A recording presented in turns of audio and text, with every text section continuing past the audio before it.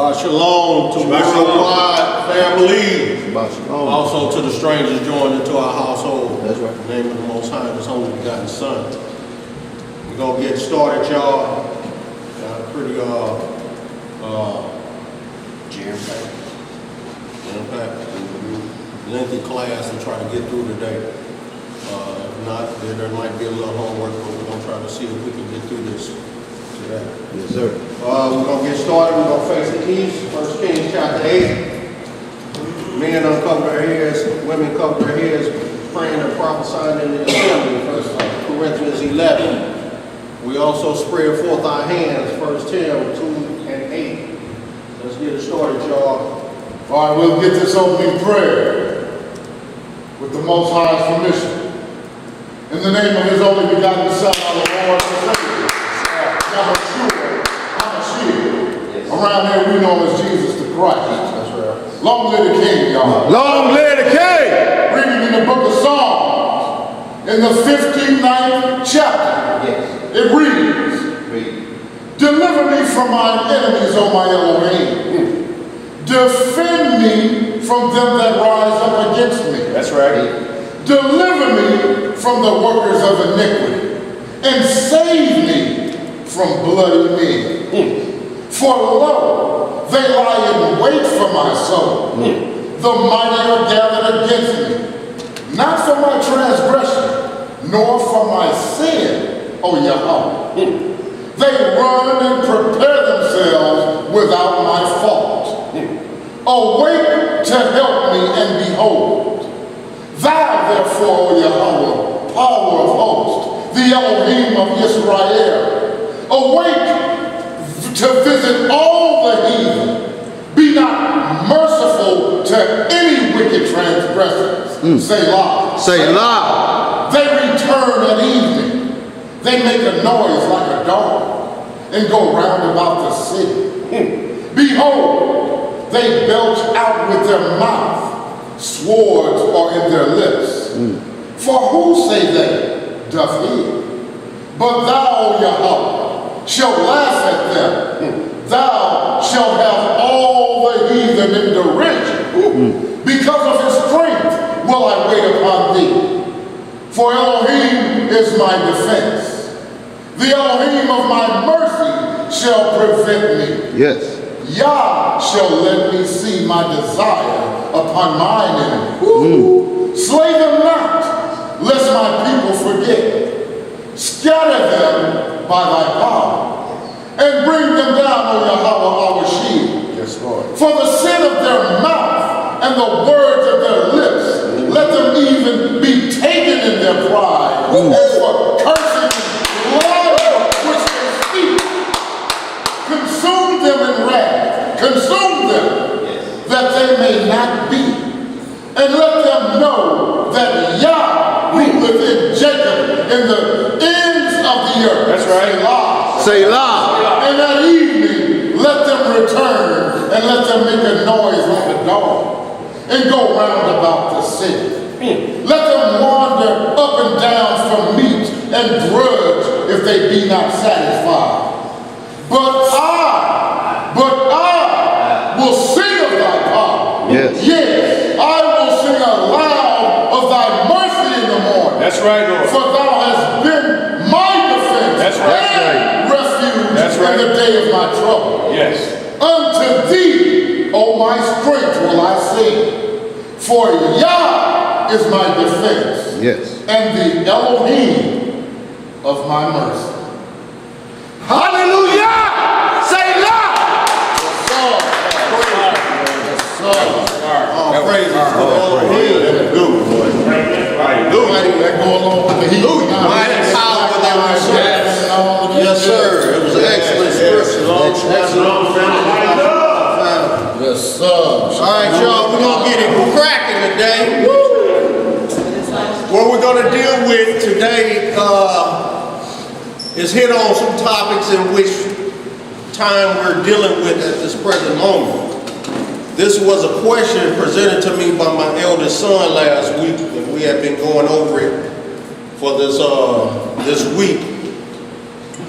The scripts and things of this nation, and I was explaining to him the things that are at hand. And my son being 25 is probably the same age in which a lot of you all sons are, or daughters.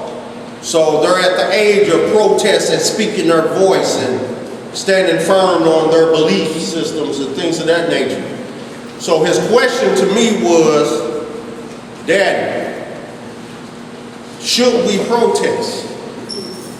Is it okay? Do we protest? Should we speak out about what's happening? Because he verily knows why we are here and our conditioning. We're going to hit a couple of that. Uriah hit on a lot of it last week. We're going to touch and go on a little bit of it to refresh ourselves, to bring us up to speed as to why and what this class is about today. Protest. What and who does it benefit? Now, the youth have always been the ones who have taken the lead in protest. In the 60s, it was the youth that took lead in protest. Malcolm and Martin were young men at the time. The Black Panthers were young men at the time, young men and women at the time.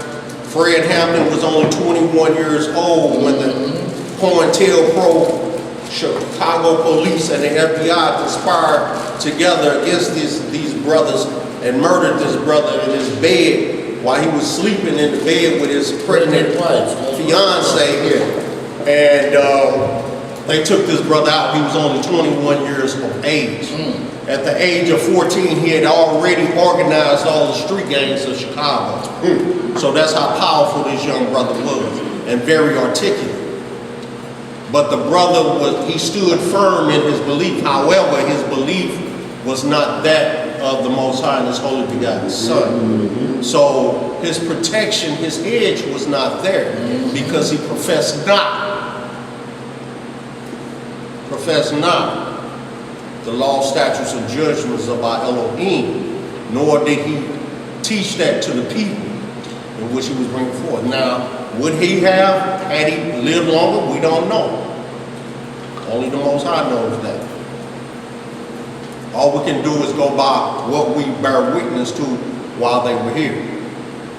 So, without any further ado, but what we're going to deal with is protest. Does it benefit us to protest? Now, we have to understand what's the purpose of protest. What are we trying to get out of protest? What are we seeking in protest? Most of the times it's just equal justice. We want equal rights as our oppressor. We want something that's of equal value that our oppressors have. Number one, we in it for the wrong thing in the first place. Now, if we protested for salvation, it ain't gonna happen. 400 years, we've been protesting. We've been marching, we've been singing Kumbaya. What has changed? Nothing. Now, mind you, on the other side, protest may be good if you're trying to change the scope of your local government and things that are happening in legislation. Police reform, things of this nature, because we have to have Israelites that are on the inside. Only things can change from the inside out, not from the outside in. It's always happened in Israel. We've always had someone on the inside. If Joseph had not been on the inside of Pharaoh's government, then guess what would have happened to the 12 tribes? Meshach, Shadrach, and Abednego, a bad Negro, were also in government positions in Babylon. The reason why they got thrown in the fiery furnace is because that government turned on them and said, now you must worship our God and our laws, abandon that which is belonging to you to serve with us, be a confederate with us. They said, no way. we'll take the death. That's when protest is good. But up until then, your protest, you have to understand what it is you're protesting for. Most of the times, protests don't work because everyone is divided in what it is that wants. What's the objective of the protest? Some want equal rights, some want just justice, stop killing us, some want to be on the equal playing field as the oppressor. It ain't gonna happen. Never. That has never happened in the history of mankind. So they chant the same thing, but their agendas are different. And then on top of that, you got everybody's worshiping different gods. Right. No peace. That's why. You got 1,000 different ideologies, philosophies, and deities that said, hell, we just gonna abandon what we believe in to fight for a common cause. It ain't a common cause because he might be wanting equal, he want justice, I might want equal rights, he might want just better pay. Three different agendas. We all got a different agenda. Israel, we cannot fight this fight. This is the white man's fight. This is the heathen's fight. This is the other nation's fight. The first civil war was done because of the nigger problem. It's about to be another civil war. Why? Because of the nigger problem. You got a Confederate president. Now, nothing is new under the sun. Ecclesiastes 1:10. Everything that you see done has already been done. There is nothing that we can say, see, this is new. It's all done. It's all been done. And we're going to see some examples of protests.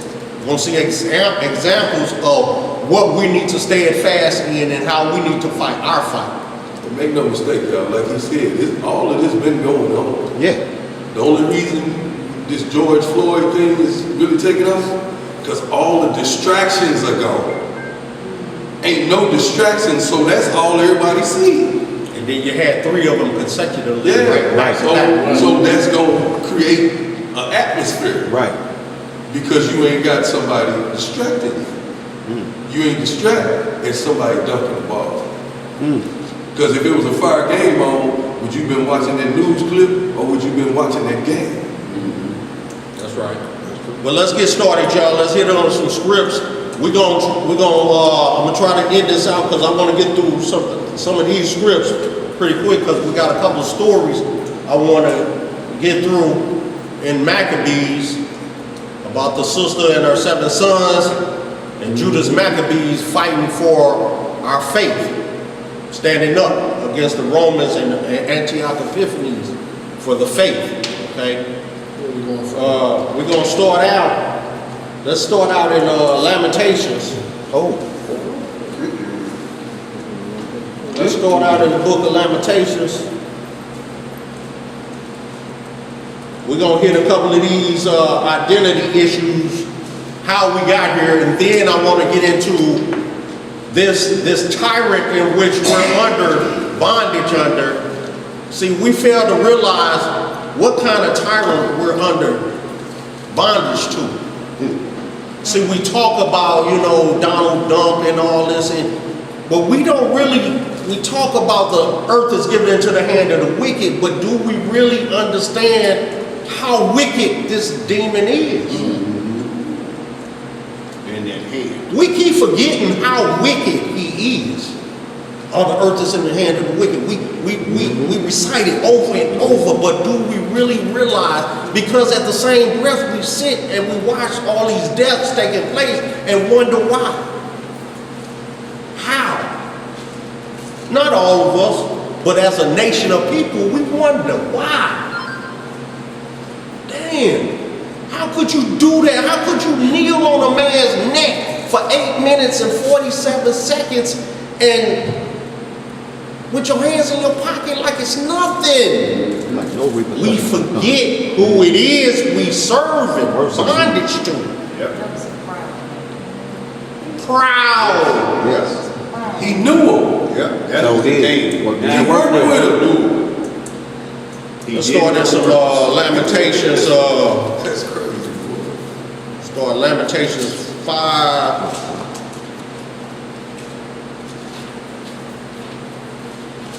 If I can get there, y'all. All right. You know what? Start Lamentations 4. Start Lamentations 4.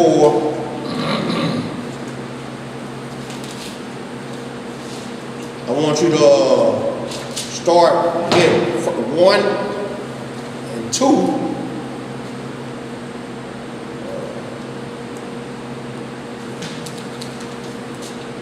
Hit 1 through 5 and then jump down John to 13 through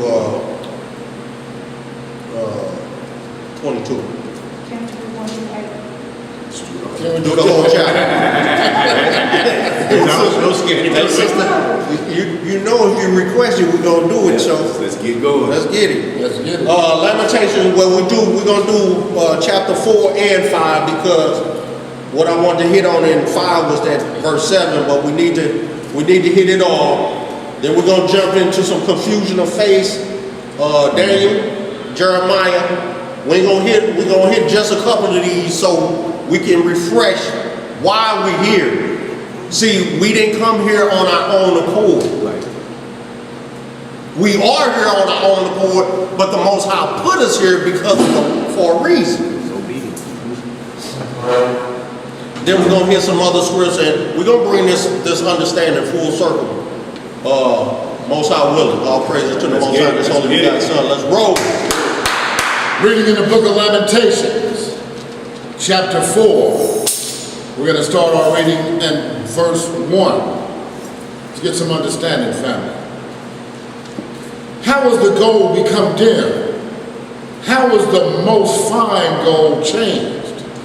The stones of the sanctuary are poured out in the top of every street. We have cast our pearls before swine. Everything, all our precious things have turned to naught because now our temples are at the top of every street corner that's erected to Baal worship. Contrary to the Most High, all our precious stones are defiled right now. The precious stones that was in the ephod of the Levitical priests are defiled. Our doctrine, our ways, the law, statutes, and judgments are tarnished now. That fine gold in which we are is dim, tarnished, good for nothing. Read on. Verse 2. Yes. The precious sons of Zion, comparable to fine gold. There it is. Who? Comparable to fine gold. Yeah. How are they esteemed as earthen pitchers, the work of the hands of the potter? That which the Most High has created of fine gold is now no more worthy of an earthen pitcher, just a powder, a piece of clay. Right. Dollar Tree inventory. Yes. Right. Read on. Verse 3. Even the sea monsters draw out the breast. They give suck to their young ones. The daughter of my people is become cruel, like the ostriches in the wilderness. Because we don't seek our food, our nourishment from the Most High. We seek it from other things, other sources. Right. He said, but even the heathen, which are not called by his name, give instruction to their youth. Read on. Verse 4. Yeah. The tongue of the suckling child cleaveth to the roof of his mouth for thirst. The young children ask bread, and no man breaketh it unto them. They that did feed delicately are desolate in the streets. We used to eat good up in the land. Now we cast out. Read on. They that were brought up in scarlet embrace dunghill. We embrace false doctrines. Doctrines that do not save. Shabbat shalom, sisters. Read on, brother. For the punishment of the iniquity of the daughter of my people is greater than the punishment of the sin of Sodom, that was overthrown as in a moment, and no hand stayed on her. No hands delivered Sodom in the day of the Most High when he destroyed them. No man delivered them. Read on. He says, our sins are greater than theirs. Read on. Verse 7. Yes, sir. Her Nazarites were purer than snow. They were whiter than milk. They were more ruddy in body than rubies. Their polishing was of sapphire. Meaning that the Nazarites were decked out. We were a beautiful people, freshly adorned, good looking. That's why we like to look good now. Right. It ain't no new thing. We love looking good. We come from a good looking people. Read on. Verse 8. Say it, brother. Their visage is blacker than a coal. Their visage is blacker than a coal. Look up what that means. That means face incontinence. So he's giving you a description of what these ancient Nazarites look like. Black, blue black. Read on. They are not known in the streets. We're not known in the streets. Read on. Their skin cleaveth to their bones. It is withered. It has become like a stick. Valley of dry bones, without knowledge. Our skin is withered. There's no soundness in us right now. Read on. They that be slain with the sword are better than they that be slain with hunger. For those pine away, stricken through for want of the fruits of the field. The hands of the pitiful women have sodden their own children. They were their meat in the destruction of the daughter of my people. We'll read about this in the destruction of 70 AD. When the tyrants came into the land and they wouldn't let anything out for 3 years or anything in for 3 years. And famine ravished our town. And women killed and ate their own children. So when you heard back in the day, they used to say they're cannibals and everything. Well, these are written in the laws. These happened. These were events that they take it, but they pick and choose what they want to identify us by. The worst of everything. Read on. Verse 11. The Most High hath accomplished his fury. He hath poured out his fierce anger, and hath kindled a fire in Zion, and it hath devoured the foundations thereof. The kings of the earth and all the inhabitants of the world would not have believed that the adversary and the enemy should have entered into the gates of Jerusalem. Because it was a known fact from the days of ancient that we was a people not to be flexed with.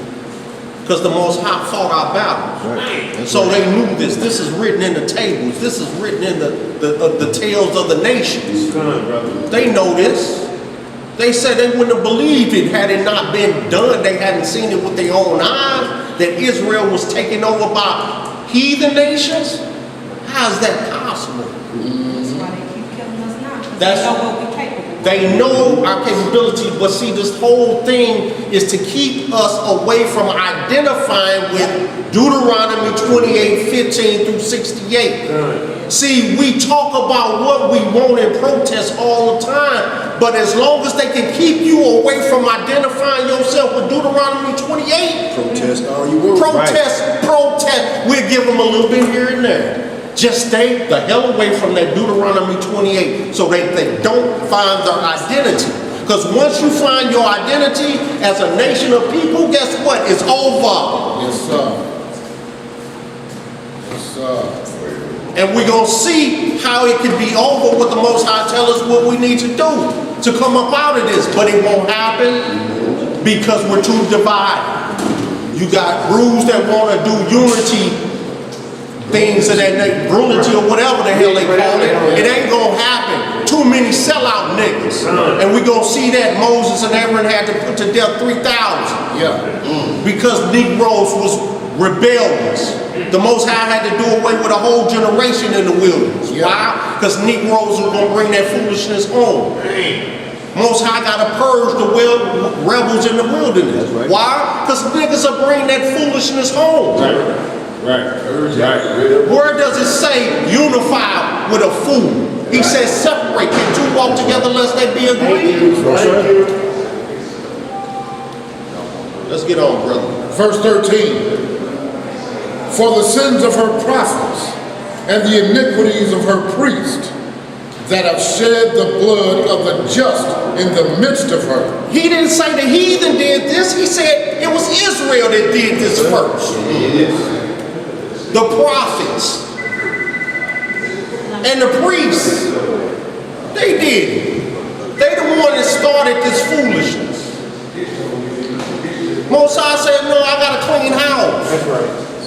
These Negroes are acting a fool. How can I say I'm the God over everything and my own people who I chose are clowning? If your children, if your children running amok outside, what you gonna do that bring not a bad name upon your house? I already know.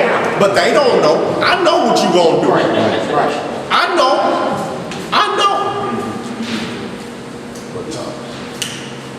Read on, bro. Verse 14. They have wandered as blind men in the streets. They have polluted themselves with blood so that men could not touch their garments. We got nothing but blood on our hands, y'all. We committed murder, theft. Look at today. We looting. You got Negroes that look at their opportunities that see the protest as a way of getting something free. But we're going to read about those because the scripture said, thou shalt not kill. The commandment said, thou shalt not steal. That's right. Read on. Verse 15. They cried unto them, depart ye, it is unclean. Depart, depart, touch not. When they fled away and wandered, they said among the heathen, they shall no more sojourn there. The anger of the Most High hath divided them. He will no more regard them. They respected not the persons of the priest. They favored not the elder. Hold on, he said the Most High did what?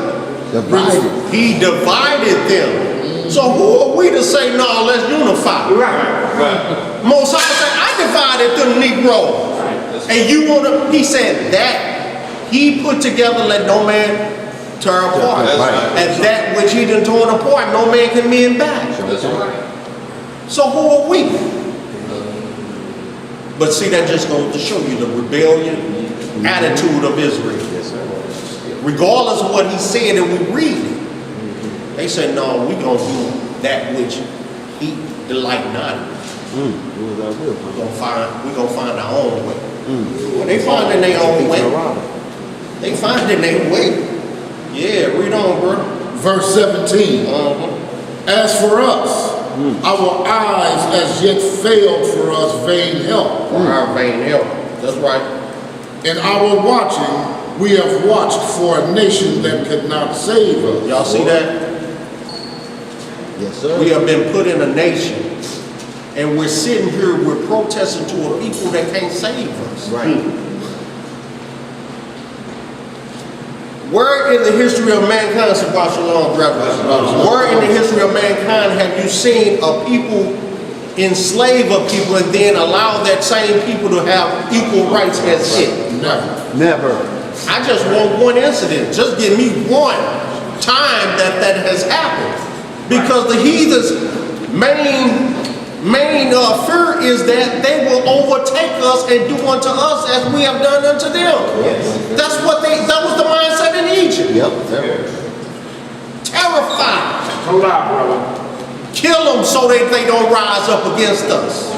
Population control. So what makes you think this heathen done found a soft spot and say, well, I know we've been doing them wrong. We should give them the same things we got. Come on. No, bro. No. Say it, Elisha.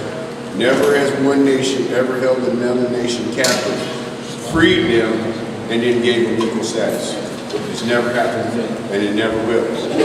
So y'all can protest and holler and scream to the slave master all you want to. You ain't gonna still get nothing but scraps. Right. Until you turn to the Lord. That's right. So everybody, that's the same thing of what he's saying is what's not being said out there. They're coming together for all of their causes, and they're all separate causes, but you still ain't heard the world together say, Lord, have mercy on us. You ain't heard black people say, Lord, we tired of this. Black lives matter. Right. Black lives matter. Not Hebrew lives matter. What about our Elohim? Who put, see, that's the thing we lack understanding. Why are we here in the first place? Disobedience. Why are we here in the first place? Disobedience. But if you got half of our people Egyptians or whatever, Whatever is right. then they don't see the prophecies. Come on. They seeking proverbs, wise sayings that are just common sense. Right. But there's a difference between a proverb and a prophecy. It's a big difference. There's only one book of prophecy. Yes, sir. But we denied it. Let's read on, brother. So we can get to the meat of a lot of this, man. 'Cause we got a lot to hit. We got a short time to hit. Let's go. At verse 17 again. Yes, sir. As for us, our eyes as yet fail for our vain help. In our watching, we watched for a nation that could not save us. They hunt our steps. They do what? They hunt our steps. That we cannot go in our streets. What? That we cannot go in our streets. Are we seeing this right now? Yes, sir. This is nothing new. This was written thousands of years ago. This is nothing new, Israel. This ain't nothing new. Been there, done that. Here to do it again. Yes, sir. Read on. Our end is near. Our days are fulfilled. For our end is come. Our persecutors are swifter than the eagles of the heaven. Our who? Our persecutors are swifter than the eagles of the heaven. He identified our persecutors. Who identifies themselves as the eagle? Esau. America. Who was the booty bird and the phoenix back in the days of old? Egypt. Ain't nothing changed. Same captivity. Read on, brother. They pursued us upon the mountains. They laid wait for us in the wilderness. The whole earth is the wilderness now. So get out your mind that we're thinking about this, the wooded area. The whole earth is the wilderness because the whole earth is destitute of understanding. That's right. Understand these prophecies are many-fold. They're for then, they're for now. That's right. Nothing has changed, Israel. Read on, brother. Verse 20. Yes, sir. The breath of our nostrils, the anointed of the Most High. Who breathed the breath of life into us and he became a living soul? The Most High. Christ. What was that breath of knowledge? The law, statutes, and judgments. Come on. Was taken in their pits, of whom we said, under his shadow we shall live among the heathen. Rejoice and be glad, O daughter of Edom, that dwellest in the land of Uz. The cup also shall pass through unto thee. Thou shalt be drunken, and shall make thyself naked. That means your wickedness shall be discovered, which is coming out now. But see, the world is starting to see all the ill that Esau has been doing to the children of Israel for years. Yes, sir. See, now everybody got a camera. So the world is now seeing. That's right. That's what they've been doing. And they the ones that they put sanctions and things on other nations for their crimes against humanity. Right. That's right. Well, hypocrisy is being seen all over the world now. I mean, they knew it, but now they getting a visual. They like, whoa. That's what these niggas been talking That's what they've been saying all this time. It's being documented now. It's documentation. There's visuals. Just like when you look through a picture book, a picture is worth 1,000 words. Right. See, Hitler, when he was doing his conquering, the first thing he did was try to take over all the museums because he knew by taking all the artifacts or the images, he can redo the images to create public opinion. Read on, bro. Verse 22. The punishment of thine iniquity is accomplished, O daughter of Zion. He will no more carry thee away into captivity. That's it, y'all. He will visit thine iniquity, O daughter of Edom. He will discover thy sin. That's right. Hit that chapter 5, roll into that, and then we're gonna start moving it on up. We're gonna probably not hit all of these. I'll give them for references that you can look into on your own, but I want to get through a lot of this meat because this is a very important topic that we're dealing with today, because many of our youth want to know, what do they do now? We watch it, because my son, when he asked that question, he had tears in his eyes, like, Daddy, man, I'm watching, cats dying. What do I do if I'm faced with somebody being murdered right in my face? I said, well, you always defend the poor and the needy. That's right. That's law. Like Proverbs 31:8 says, cursed be he that stoppeth his ear from the cry of the poor. We're supposed to defend the poor and the needy. That's right. You don't stand by and watch your brethren be put to death, especially unjustly. What did Moses do when he saw that happening by the Egyptians? He put in work. That's right. And got gold. He didn't go bragging about it or nothing like that. But he didn't allow his brethren to just stand there and be murdered by this uncircumcised heathen. Come on now. Have some nuts about yourself, Israel. Way to love have no man that lay down his life for his brother. That's right. Let's read on, brother. Chapter 5 and verse 1. Yes, sir. Remember, O Yahweh, what is come upon us. Consider and behold our reproach. You think the brothers didn't scream about this back then? How long, oh Lord? Are you looking down? Do you see what's happening? These are the cries of our youth today. Man, y'all talk about God, Yahweh, the Most High, but look at what's happening. Why is he doing this? Why is he allowing this? You heard people say, why would he let a baby die? Why would this? Why? Well, this is why, Israel, because we won't get it together. We refuse to know righteousness. That's right. We're not destroyed because we don't have the knowledge. That's right. We don't want it. They reject knowledge. We don't want it. So they reject knowledge. And then we get mad if we turn on someone from another nation to this righteousness and salvation. Now we pissed at that. Because they accept it. Right. Jealousy and envy. Read on, bro. Verse 2. Our inheritance is turned to strangers. Our houses to aliens. We are orphans and fatherless.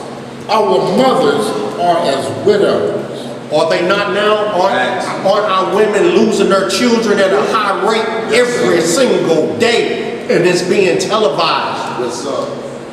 Where's our house? Israel. But who's living in it? Esau. Our inheritance is divided by lot amongst the heathen. And they trampling over our homeland when homosexuality is running rampant. They're killing the unjust. Too bad, I got that question. Innocence is being murdered. All manner of foulness is happening in our homeland right now. Read on, brother. Verse 4. Yes, sir. We have drunken our water for money. Our wood is sold unto us. Hey, don't we still have to buy? We buying water. Uh-huh. Water. Everywhere, too. And you can't even get a recycled return on the bottom. Right. And a lot of the companies, all they did was turn on the tap. That's it. And put a label on it and say purified spring and a nice picture of a mountain. You like, oh, this is cascade from the mountain. Nigga, that just came out of Little Willie C. Yeah. And they charge you, sit back and laugh at you. Yeah. And we bind it up. Just like when there's a catastrophe, we go up and buy all the water. The tissue. Cold blooded. Cold. Read on, bro. Verse 5. Our necks are under persecution. We labor and have no rest. Who is this? Is it, if it was the Edomites over in the land, they own all the banks and everything. What George Floyd Nick under persecution? Persecution of that knee. What about Big Mama? When she going to work, come home, cook dinner and everything, never have no rest. Ooh, baby, Yeah, no rest. Big Mama feed her. Man, no rest. But she Had still no going. rest. But she's still going, non-stop. Read on. Verse 6. We have given the hand to the Egyptians and to the Assyrians to be satisfied with bread. Our fathers have sinned and are not, and we have borne their iniquities. Our fathers saying they are not. They're not here. Right. Gone. They're not here. Remember what happened when Christ was crucified? Let the sin be upon us and our children and our children's children. That's what's happening. That's us. Them children. Here we go. We them children, y'all. They sin, but they ain't even lived to bear the iniquity. We bear it. We didn't do what they did to bring us here. We were all born in captivity. All of us were born in captivity. We're still in captivity. Regardless how free you could walk around, you in captivity. Because whenever they say a curfew is at 9 o'clock, nigga, and we catch you out, we got you. Show me how free you They was rounding up niggas on that first night of curfew like it wasn't nothing. There was high speed chases, niggas like, oh no, they behind me. Do the laws. Do the law. And it's not a terror unto you. Do the law. And it's not a terror unto you. That's right. Sit your ass still, Izzy. Read on. Verse 8. Servants have ruled over us.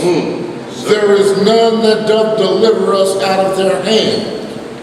We got our bread with the peril of our lives because of the sword of the wilderness. Our skin was black like an oven There it is again. Black. because of the terrible famine. There's no famine that turns your skin black. Have you ever gotten so hungry you just got blacker and blacker?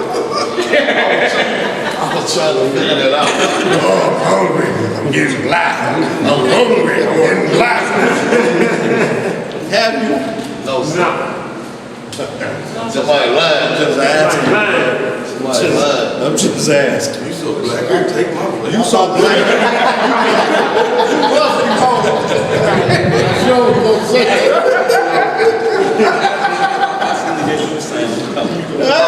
Come on, brother. Read yeah, on. you heard it. As black as you are.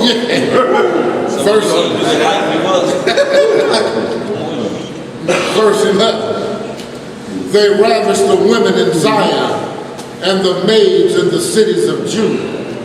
Princes are hanged up by their hands. The faces of elders were not honored. They took the young men to grind, and the children fell under the wood. The elders have ceased from the gate, the young men from their music.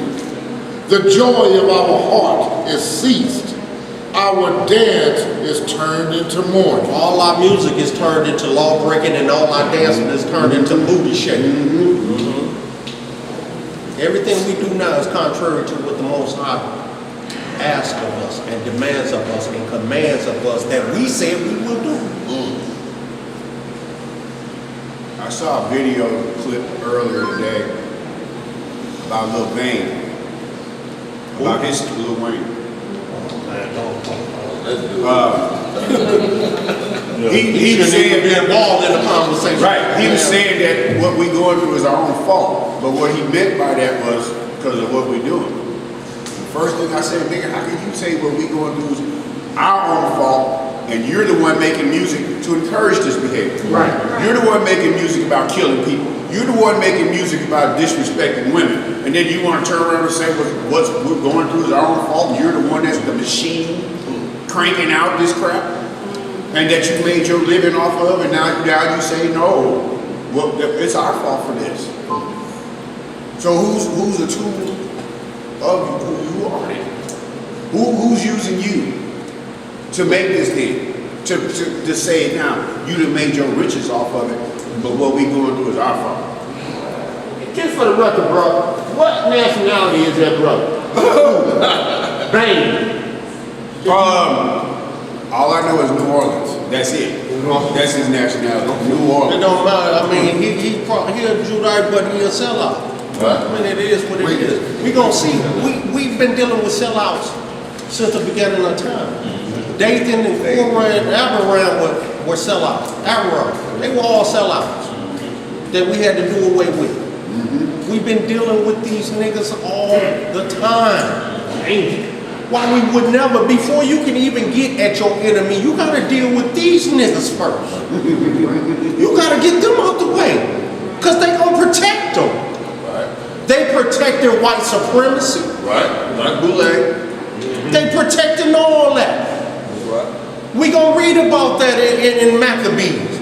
Negroes wanted to be Greeks. They wanted exercise room. They wanted to get naked and play with each other. At the temple. At the temple. We gonna see that. That's why we gotta get through this, so we can see, we can read about, the parallels of what we're dealing with. Read on, bro. Where we at? Verse 16. Yes, sir. The crown is fallen from our head. Woe unto us that we have sinned. For this our heart is faint. For these things our eyes are dim. Because of the mountain of Zion, which is desolate, the foxes walk upon it. Thou, O Yahweh, remainest forever, thy throne from generation to generation. Wherefore dost thou forget us forever, and forsake us so long time? Turn thou us unto thee, O Master, and we shall be turned. Renew our days as of old, but thou hast utterly rejected us. Thou art very wroth against us. Okay, now let's hit this Amos chapter 3. Amos chapter 3, we're just gonna hit a couple of them, and then we're gonna get into some meaty matters.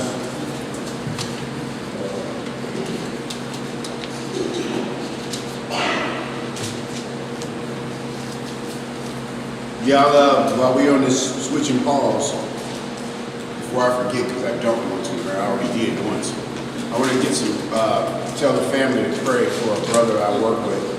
His name is Chris Veneris. He's the Benjamin, so we call each other big brother and little brother.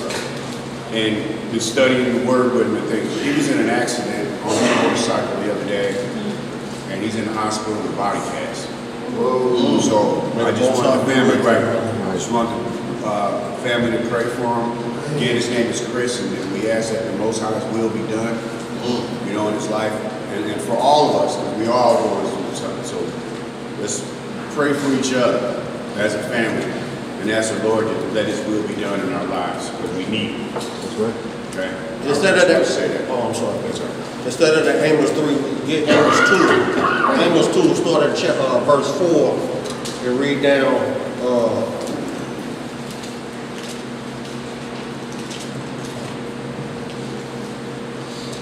Read on down 4 through the end, and then we're gonna just hit the Daniel 9 and 8, Jeremiah 3 and 25. Then we get on over to the giving of governments. Most High set these, and we just want to hit a few of these. How the Most High set these governments up so that He could bring them down. Right. All right. And so the world would know His power and might, and that the world would turn unto Him and not a man. Okay? Because we're all creations. We must worship the Creator, not creations. Right. Keep going. I'll take these 3 out so make sure. Amos chapter 2, verse 4. 4 to the end. Yes, sir. Now, what we dealing with right now, we just hit a few scripts to reacquaint ourselves as to why we're here, why we're brought onto these circumstances and conditions. We very well know Deuteronomy 28:15 through 68. We know that very well. However, we're going to hit a couple of them in there to just point out how devious this demon is we're dealing with.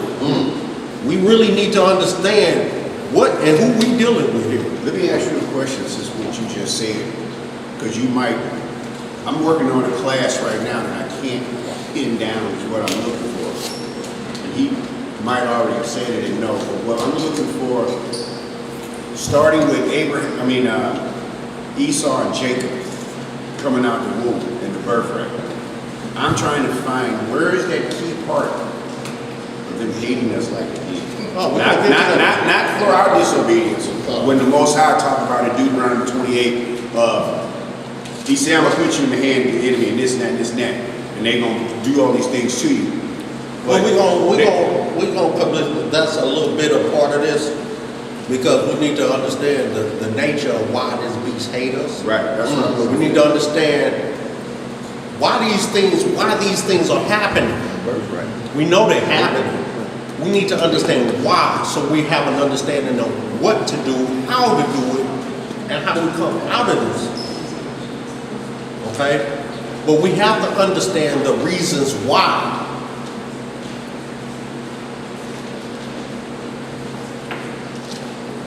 Amos, that's all. We're going to get into Genesis. Okay. Amos chapter 2, verse 4. Genesis 27 is what you believe. I think. But when we get there, you'll let me know if that's what you're looking for. Amos chapter 2, verse 4 on out. All right, everybody there? Let's hit it up. Amos chapter 2, verse 4. Yes, sir. Thus saith the Lord, for 3 transgressions of Judah, and for 4, I will not turn away the punishment thereof, because they have despised the law of the Lord, and have not kept his commandments, and their lies caused them to err, after the which their fathers have walked. So these are some of the reasons why we're here, y'all. Read on. But I will send a fire upon Judah, and it shall devour the palaces of Jerusalem. Thus saith the Lord, for 3 transgressions of Israel, and for 4, I will not turn away the punishment thereof, because they sold the righteous for silver, and the poor for a pair of shoes. I'm talking about Rufus. That pant after the dust of the earth on the head of the poor, and turn aside the way of the meek. And a man and his father will go in unto the same maid to profane my holy name. This is what's going on today. Woo-hoo! Yes, it is. Negroes creeping around. I wish he wouldn't trust me so much. We got a problem. Save it, boy. I wish you wouldn't trust me so much. That is going on today in Israel. Yes, Negroes creeping up in the houses of the same maid. Doing all manner of wickedness. Hey, Mom. How you feeling? Hey, mister. Doing the same wickedness. This is why we're here, y'all. Read on, brother. Verse we need to understand how foul we are. Yeah. Wow. Just how foul we are. See, we want to say, little Skillet going to heaven after he died, but Skillet just put to death so many innocent people. But we still believe Skillet going to heaven. Rest in heaven, church. right, rest in heaven. That Negro is being tormented right now. Read on. Verse 8. And they lay themselves down upon clothes, laid to pledge by every altar, and they drink the wine of the condemned in the house of their God. Worshiping all these pagan gods, all these different religions, Masonic orders. Negroes want to be Greeks. We gangbangers, we all manner of foolishness, except for the children of the light. That's right. Read on. Verse 9. Yet destroyed I the Amorites before them, whose height was like the height of the cedars, and he was strong as the oaks. Yet I destroyed his fruit from above, and his roots from beneath. Also I brought you up from the land of Egypt, and led you 40 years through the wilderness to possess the land of the Amorite. And I raised up of your sons for prophets, and of your young men for Nazarites. Is it not even thus, O ye children of Israel, saith the Lord? But ye gave the Nazarites wine to drink, and commanded the prophets, saying, prophesy not. That's what we do today. Prophesy not unto us righteous things, Isaiah 30 and 10. Prophesy unto us smooth things, words of deceit. We love a lie. We love entertaining a lie. You make me feel. We just want pleasure. We don't want truth. We don't want the taste of bitterness for a second. No. That it becomes honey forever. We don't want that. We want the honey now that the bitter we may be able to deal with the bitter forever. Right. Nigga, please, that's You how put, it's happening. you put some honey on your tongue first and say, I'll not let it get to me as bad. Right. Well, you said that right. Hey, before you go on, brother. Yes, go sir. back up in 9. Is the Amorites, were those giants or what? They were tall brothers. They usually like Amalekans, like the Manu Bowl. Yeah, he talking about when he was taking them into the land. You know what I'm saying? They were tall, very great, tall people. Because when the spies came back, he said, we as grasshoppers in their sight. Right. You know what I'm saying? They So super tall. Do you remember Manu Bowl who played basketball? The big old hammer, he was like 7'9" or something. Nigerian nightmare. Yeah, they used to call it Lord, man, this looked like a giraffe. Back in the 80s. Yeah, in the 80s. Yeah, he wasn't no terrorist. No, he wasn't no terror. He couldn't even walk, man. He couldn't even run, man. He was so unorthodox. He looked like if he ran too fast, he'd fall on his head. But he was huge. He was tall. That's what it's talking about. Right Them on. people. He come from them people. Okay. Verse 13. Behold, I am pressed under you, as a cart is pressed that is full of sheaves. Therefore, the flight shall perish from the swift, and the strong shall not strengthen his force. Neither shall the mighty deliver himself. Back in the day, we had strength, we had speed and all that. But And we ain't force. fast. We can't outrun them bullets, them hot slugs from 5-0. We ain't strong enough to take on 6-7 of them white neo-Nazi cops. Like Samson, we ain't got it like that no more. Because of our disobedience, you know. 15. Neither shall he stand that handleth the bow, and he that is swift of foot shall not deliver himself. Neither shall he that rideth the horse deliver himself. And he that is courageous among the mighty shall flee away naked in that day, saith the Lord. Okay, let's see if this, let's go to Daniel chapter 9, verse 8, and then Jeremiah 3:25. After that, I want to get into this Job 9:24, Genesis 27, Deuteronomy 2. We're going to get into these things about government. Break that down. Then we get into what the Most High says we need to do as far as in these times. The script says we're not to be rioting. We're not to join into these riots. We're supposed to wait on Him. That's right. To deliver us from this state of being. We're supposed to wait. Wait on the Most High. Yeah.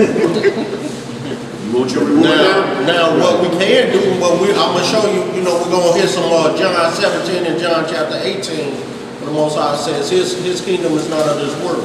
So we can't fight for this kingdom. This is not our kingdom. We're serving out of servitude. The only thing we can protest in hopes of is having them ease up off our backs. And put in place legislation that may help us ease the time. That's why we have to vote locally to get Israelites who are in our best interest in these offices. But all we can do is get them in to pass legislation to ease the pain. They can't bring salvation. Right. We cannot protest for salvation out of this nation. because we're here serving out of punishment. That's right. Now we'll see how the Most High will protect us in this servitude like he's always done. There was protection for us in Babylon. There was protection for us in Media Persia. There was protection for us in Egypt. When them plagues came through Egypt, what was happening to the Israelites in Goshen? They was chilling. We read about that in the book of Jasher. They were chilling. In so much that the officers came from Egypt, peeked in the window, was like, man, they kicking it. And we going through plagues and all kind of drama. They are delivered, they are protected under this servitude. So Most High has always had his hand, his protective hedge around us in our servitude. But it don't get us out of that servitude until the time is fulfilled. The time must be fulfilled.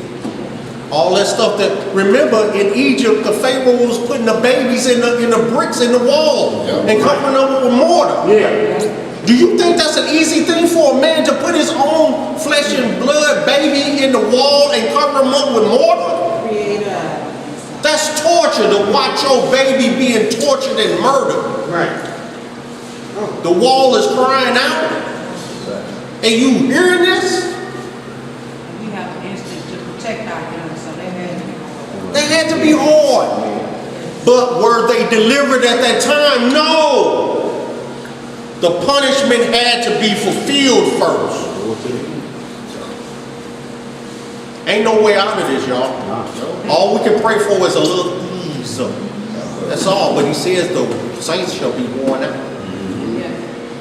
The souls on the altar, Revelation 6 and 9. How long, O Lord, until your fellow brethren have been murdered in like manner? Murdered. We ain't even seen that yet. Murdered. Not just fall asleep and give up the ghost. Murdered. We have not, in all that's going on, we have not seen an Israelite who knows who he is. Like I said, one of us, we have not seen us. So if we ain't seen one of us yet that have been persecuted and murdered because he stood up in the name of the Lord and they killed him for it, it ain't just going to be one person that it's going to happen to, but if we ain't even seen one yet, when those times ain't came yet. So all this stuff that's going on right now is what it is. All this stuff that's going on right now. We stay out of that. We don't have nothing to do with that. There's people out there dying, raising up a black fist in a protest, and you protesting the wrong thing. And how do you have a peaceful protest when the only time to march is when it's time to go to war? And that's all right. And all they So say, how is it a peaceful protest? see, that's a code word they You use. can't beat this government. And they So what coming are you out, really doing? they coming out with arms. They coming out in arms Right. against your rocks. And all these buildings being burned up, that's not being burned up by Israelites. You get shot on sight with a Molotov cocktail in your hand. You get shot on sight without one in your hand.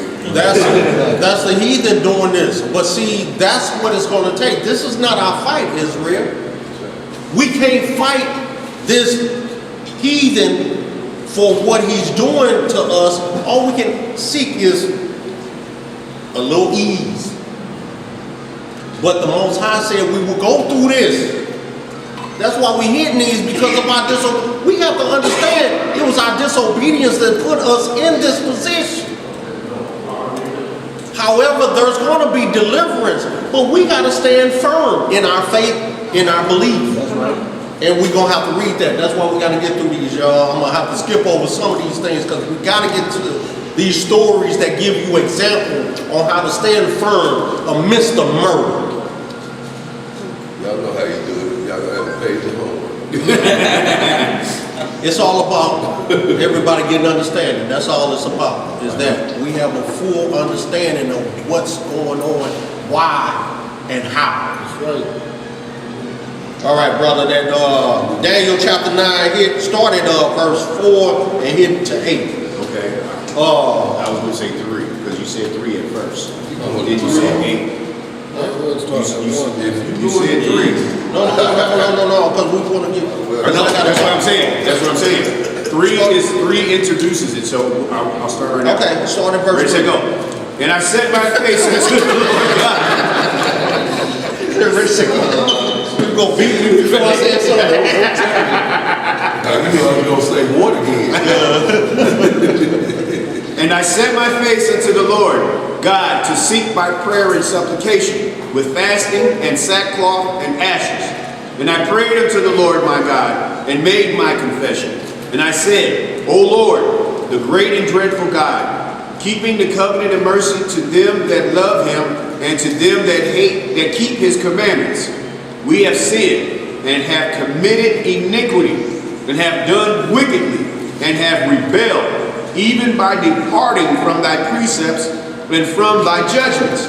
Neither have we hearkened unto thy servants the prophets, which spake in thy name to our kings, our princes, and our fathers, and to all the people of the land. O Lord, righteousness belongeth unto thee, but unto us confusion of faces, as at this day to the men of Judah and to the inhabitants of Jerusalem, and unto all Israel that are near and that are far off, through all the countries whither thou hast driven them, because their trespass that they have trespassed against thee. O Lord, to us belongeth confusion of face, to our kings, to our princes, and to our fathers, because we have sinned against thee. And so we don't have no identity. We don't know who the hell we are. We confuse our faces with everything black. Obama, he's a black president. That nigga ain't us. So what did that nigga do for you lately? He didn't do that for you when he was in office. What did he do in them 8 years that he served? What did he do for the black community? Tell me, I'll wait. Now y'all remember what he just said? I had an 8-year-long running agreement with my great aunt in Mississippi that when he first took office, that's what he just said is what I said to her. We gonna see. We gonna see what he gonna do. I said, the Lord bless us either 4 years from now or 8 years from now. I'll be back down here and I'm gonna ask you that question. Because she said, oh, how I prayed for Obama. How I prayed for Obama. I said, did you pray for George Bush? No. No. Why would I do that? Why did you pray for Obama then? Don't you know Obama's first cousin is Dick Cheney? Right. But she don't know that. Every last president that is elected to this office of the presidency of this nation is directly Related. bloodline to the first nigga. George Washington. They keep the bloodline. They keep their bloodline. Why shouldn't we? That's right. That's real spill. If Satan gonna keep his bloodline pure, you think the Most High ain't gonna keep his? Yes, sir. Yeah, we're mixed with all kind of miscegenation and all that. However, anybody land with Israel is Israel. That's according to law. One drop. That's all it takes. It's all it takes. One little drop. Oh, well. Jeremiah 3:5. Jeremiah 3:25, and the same is just a reiteration of what we just read. You also see this in Ezra chapter 9, verse 7. So write that in your write that alongside your script, so you have it in there. You have your sword cocked and ready. If you have to deal with this issue, or you have to turn someone onto this as a prophecy that has already befallen us, that we have a confusion of face to this day. We confuse our faces with all the Hamites, all the Canaanites, everything. We confuse our faces with all various religions, all manner of wickedness. So just give me that second, Jeremiah 3:25. yes, sir. And then we're gonna move into this. I want to get into that Job. Hit a couple of things on governments. I ain't gonna hit everything. Then we want to get into these things to do, what the Most High tell us we need to do. Then I want to close out with these stories, because these stories are hard hitting. They'll give us. They're good for your faith. They're good for examples of staying steadfast. Okay? And we need that at this hour. The Most High sends us comfort, peace, stories of peace and comfort to solidify our conscience in where we need to be. Okay? In the midst of these times. So this is nothing new we're dealing with. Okay? Our people dealt with these same issues back then. Repeat your Ezra 9 and 7. Okay. Ezra 9 and 7, you put with that confusion of face. This Jeremiah 3:25, and then and you also have Jeremiah 17 and I think it's 17 and 17 and 9, I think. What else? Jeremiah 3 and 20. 3 and 20. You said 3 and 5 first, but it's 3 and 25. 25, that's what I meant. 3:25. Jeremiah chapter 3, verse 25. Oh, that other Jeremiah was 7 and 19, not 9 and 7. 17 and 9. To go with that confusion of face. We're not going to hit it, just write it in your notes. Verse 25. Withhold thy foot from being unshod. And you read, man. Jeremiah? No, you're 3. I'm in 2. 3:25. Just flip over. We lie down in our shame, and our confusion covereth us. For we have sinned against the Lord our God, we and our fathers, from our youth even unto this day, and have not obeyed the voice of the Lord our God. All day, every day. All right, let's get this Job.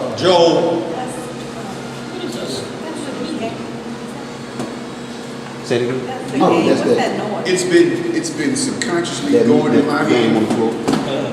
This is game, sir? Yeah.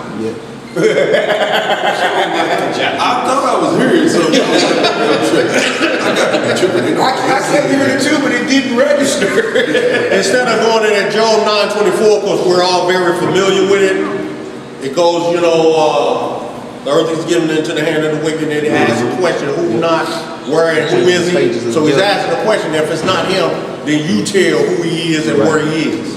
All right? We're going to go to this Genesis chapter 27, and we're going to see what caused this whole friction.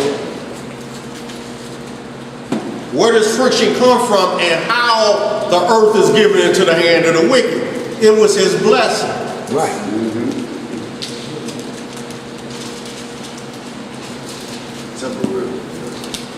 Yeah, he got temporary custody. To the end of the Gentile. Temporary custody.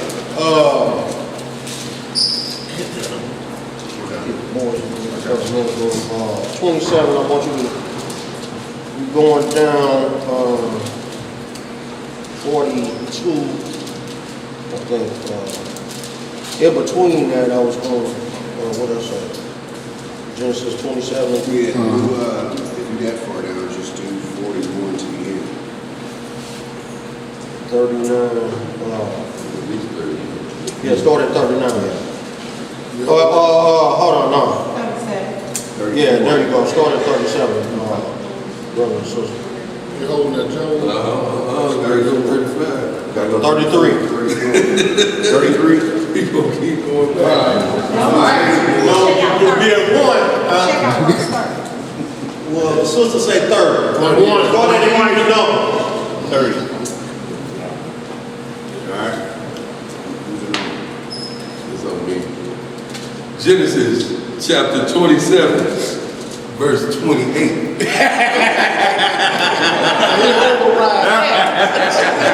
Go on with your bad self. There, my bad, 27. And he came near and kissed him, and he smelled the smell of his raiment and blessed him. I should have went back forward to this. Starting 23.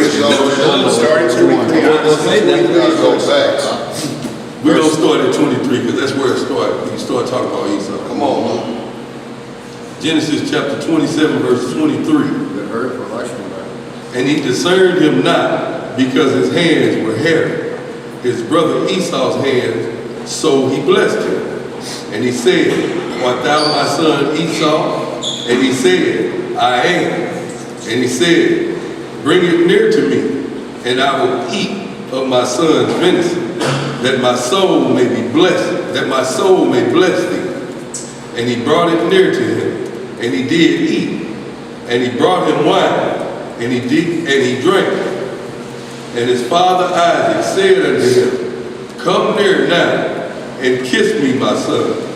And he came near, and kissed him, and he smelled the smell of his raiment, and blessed him, and said, see, the smell of my son is as the smell of the field, which the Elohim hath blessed. Now, I don't want to make this sound negative, y'all. Y'all know what this means. That's why they say. They smell like dogs. Yeah, when they wet. get wet. They smell like dogs. That's what we read there. That's what he means, the dew of the field. That's why he called him a man of the field. So they still have that characteristic about them smelling like a wet dog that's been out hunting. That's how when they get wet. That's what this description that we just read that describes Esau. It describes Esau as being that man in the field. Read on. Hey, Elijah, he took it back 23.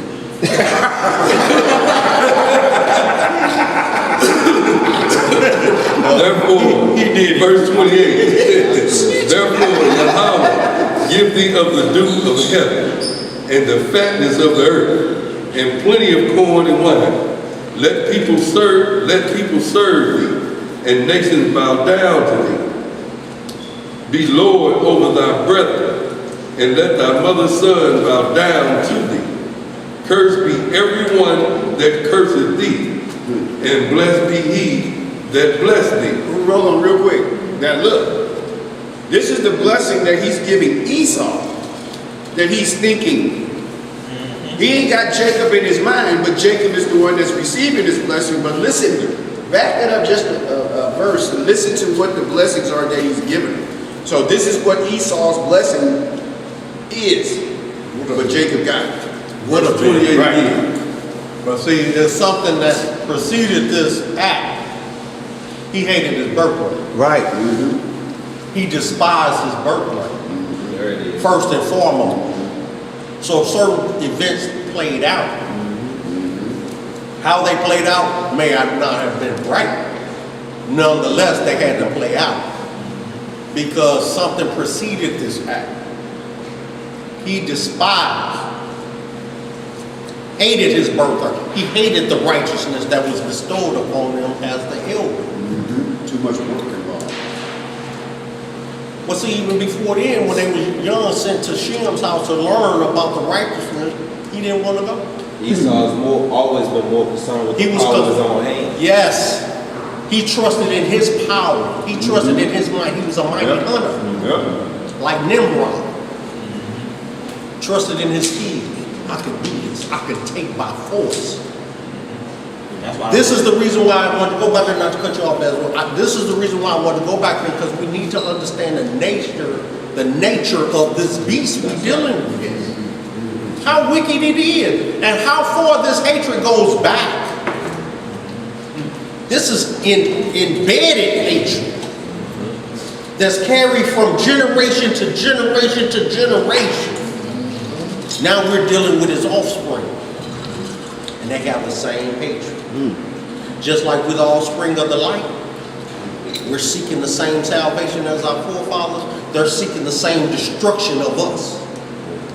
What was you gonna say, Ezra? I'm sorry. I got a book on that. It's basically a lecture given like 200 years ago on the nature of the relationship between Jacob and Esau, and it was just going into the fact that Jacob already understood that about his brother, that he really didn't care about that. He realized that if he didn't interject and do something, that his brother was going to end up selling the birthright to the heathens or something like that. It was going. He knew if he didn't do something, it was going to be over for everybody. Mama knew it. And the Lord already knew too, because that was the prophecy that he gave to Rebecca and Isaac. When he said, "There's two nations struggling in your womb." See, this go back to when that was fetuses. They were struggling in the womb, and the Lord already knew. That's why Jacob didn't have to deceive his father, because it was coming to him anyway. You know what I'm saying? Because the Lord already said the elder shall serve the young. Yeah, it was already prophesied. Already prophesied. That's why we were talking about prophecies versus proverbs earlier. That's right. There's a big difference. A proverb is a wise saying that's basically based off common sense. If you do this, this is what's going to happen. You play with fire, you're going to get burned. Shit. That ain't rocket science. Right.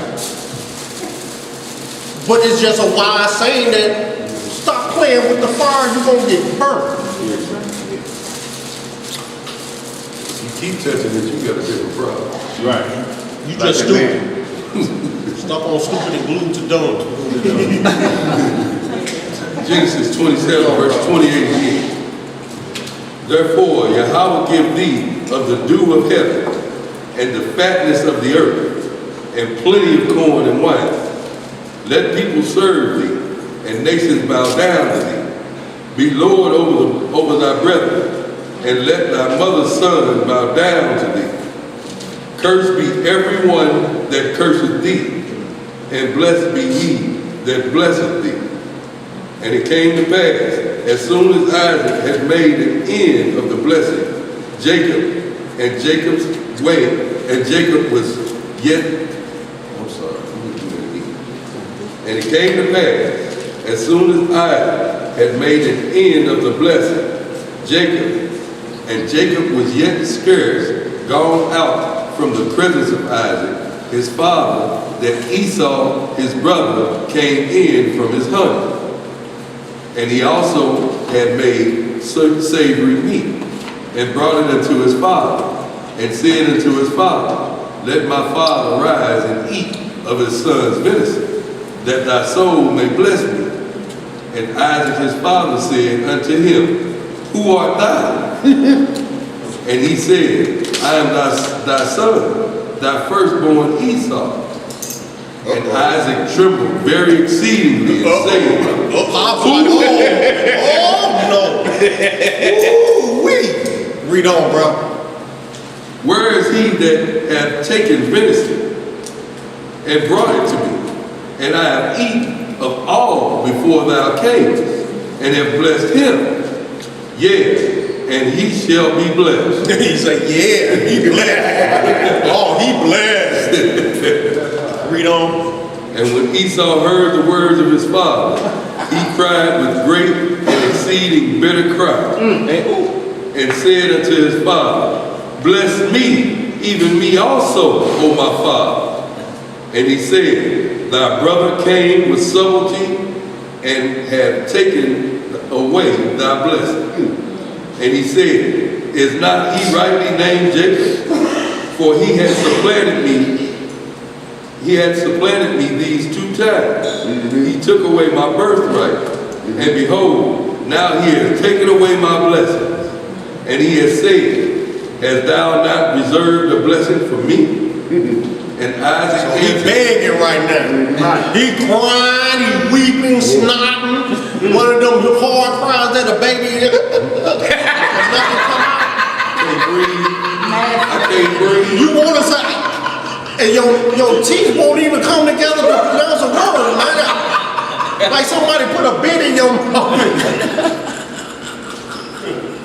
And about 10 minutes later, there comes this loud scream. And then you go to sleep. Well, there's one key part I want to say about y'all said, you see when Isaac told him, he said how Jacob came to him. He said he came to him subtle. He came to me suddenly. That's how we are. That's our characteristics. Smooth. That's that smooth that he was described as being. That was smooth how he It was slick how he in there did that. and got that blessing. How you do that? You know what I'm saying? With the hair and the arms and all the things that he did and made sure he disguised himself down to the smell. That's how smooth and subtle he was with his mama to get him in there. Well, she understood. Yep. Jacob, a young boy, he ain't perceiving all that. So they had to come with someone with a mindset. Because he was a mama's boy. Read on. Somebody had something? Yeah, it's just the nature of Esau. You know, he immediately playing the victim. After all of his selfish ambition. Right. What do you see them doing now? He playing the victim. But what do they do today? That's what they do. They call on what they call them, They play the Karen or Yeah, Maggie. yeah. They call on, and then they call the police on us for doing everyday living and then play the victim. Yeah, but He's killing me. Right. The brother in Central Park, he just sit here and film it. He's threatening me. And she was killing her dog at the process. He probably been there. Went right to the outrage. Yeah. Yeah, because she knew what the response would be. it's their nature. If I sound like I'm in distress, it's gonna. So are we seeing anything different? It's their nature. No, we have to understand the nature of this beast we dealing with. Come on, read on, bro. Verse Then 37. we're gonna get into money of this matter. Come on, read it. Verse 37. And Isaac answered and said to Esau, Behold, I have made him thy Lord, and all his brethren have I given to him for servants, and with corn and wine have I sustained him. And what shall I do now unto thee, my son? And Esau said unto his father, Hast thou but one blessing, my father? Bless me, even me also, O my father. And Esau lifted up his voice and wept. Boy, he in straight or bitter mode, boy. I mean, he going over the limit, boy. It's boo-booing. All at the legs, read on. And Isaac his father answered and said unto him, Behold, thy dwelling shall be the fatness of the earth, and of the dew of heaven from above. So this is his blessing that he got from Jacob our father, from Isaac our father, our grandfather. This is his blessing. Read on. And by thy sword shalt thou live, and shalt serve thy brother. And it shall come to pass, when thou shalt have dominion, that thou shalt break his yoke from off his neck. So this is what he's done. So now he has the dominion. Right. The earth is given into the hand of the wicked now. Right. He said his blessing shall be the fatness of the earth and the dews from heaven. So his blessing was the riches of the earth and the fatness that came out of it. But he said he's going to live by the sword. That means through pillage, murder, mayhem, chaos, in every foul way he's going to gather his riches. Bombs, everything. Now he has placed his nest in the clefts of the rock. And he sits amongst the stars and say, who shall bring me down? Because I've gathered all my riches of the earth. And he trusts in his riches. Most High said, I'm going to bring you down. Just like he brought Satan down, he bringing him down the same way. Casting him down. But he has a time. He said his dominion. He has a rule, a set time to rule. This is his blessing. This is where it comes from. Rubenstein, Goldstein, Silverstein, all the Steins, Copperstein, they dig up all the riches of the earth and gather them from themselves. Blood Diamond, all that. They done pillaged the earth for this riches. And he's still murdering and murdering. Too bad question. One of the family members in the chat got a question. They said, did Isaac already know that the blessing was supposed to go to the younger from the jump? It was prophesied to him. Prophesied before they were born. Okay, I got a second witness here. To that, go ahead, then, bring it out, bro. Second Ezra chapter 6, verses 7 through 9. It says, Then answered I and said, What shall be the parting asunder of times? Or when shall the end of the first, and the beginning of it that followeth? And he said unto me, From Abraham unto Isaac, when Jacob and Esau were born of him, Jacob's hand held first the heel of Esau. For Esau is the end of the world. So right there, Read on, finish. I am. I got stopped on purpose.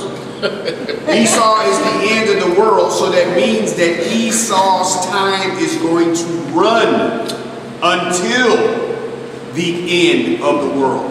When Christ comes back, Esau time is up. Okay? Because the rest of the verse says, and Jacob is the beginning of it that followed. So when Christ comes back and sets everything in order the way it's supposed to be after Judgment Day and everything else, that new world, the kingdom of heaven, is Jacob's time. That's a cut. And it ain't going to be until then. So that means that there ain't nothing that we can do in this world, in our lives, in this time, until Christ come back. Ain't nothing going to change. So, like Daniel said last week, just sit back, hold tight, be patient. Let's finish. And during this time, be studying, like what we're doing. Well, we're gonna hit those scripts that verifies what you just read. Finish this Genesis out, brother. Genesis. I just want you to finish out to 42. I'm on 41 now. Genesis chapter 27, verse 41. And Esau hated Jacob because of the blessings wherewith his father blessed him. And Esau said in his heart. He said in his what? In his heart, the days of mourning of my father are at hand. Then will I slay my brother Jacob. And these words of Esau, her elder son, her elder son, were told to Rebekah. And she sent and called Jacob, her younger son, and said unto him, Behold, thy brother Esau, as touching thee, doth comfort himself, proposing to kill thee. So from that day forward, Esau had been wanting to kill us. There it is right there. There it is. This is where it comes from. That's it right there. All right, so now we understand the earth, why the earth is given into the hand of the wicked, why he's wicked. So now we can understand the magnitude of his violence towards Jacob. Okay? Let's get Daniel chapter 2, verse 21 and 22, then Romans chapter 13.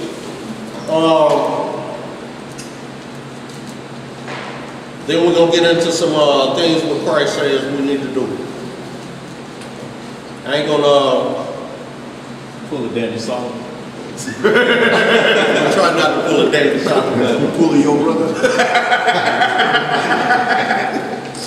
I'm skipping over this, that Deuteronomy 28, but if you go into Deuteronomy 28 through 15 through 68, and read about the descriptions of this beast in which we were going to serve, this nation, and he says he will have no pity, have no mercy toward the old or the young. That's right. This beast, and there's no understanding in him. You can't understand the nature of this beast. He's had murder on his mind from day one. They say, you know how you tell how a child is going to end up being a serial killer? He enjoys killing animals at an early age. Yeah. Well, so did Esau. He was hunting early, killing animals. Understood the nature of pain and suffering and murder early. Like Sought it out. Like Jeffrey Dahmer. He was coming from murder. He was on the run when he got the porridge. Yep. When he begged for the lentil soup from Jacob. He was on the run from just committing a murder. That's why he was faint. Them boys was after him. That's why he was faint. He was faint. I ain't got time to pray. Let me get some food, man. I'm on the run. So you got time to pray. Fast food. He has been identified. That was your first fast. That was first fast food. But if y'all trip off of it in that Genesis 27, the next verse 43, when she sent Jacob to flee so he couldn't kill him, we've been trying to flee and killing us ever since. Yep. Still on the run. Ever since. That's why they don't have any ease. We read last week in Deuteronomy 28. We don't have any ease where we at. We always on the move. We can't settle here in this land, because we have so many things that are against us, that are coming at us from so many different directions and so many different aspects of our lives that keeps us off balance. Okay, what I say, Daniel chapter 2 and then Romans 13 and 1. And these are about the setting up of governments. Hit Titus 3. And I was going to hit that Sirach chapter 10, but on your own time, hit that Sirach chapter 10, because it talks about the setting up of the governments and city governments and things of the nature. But also, we might have to hit in there because there is a script in there that I want to,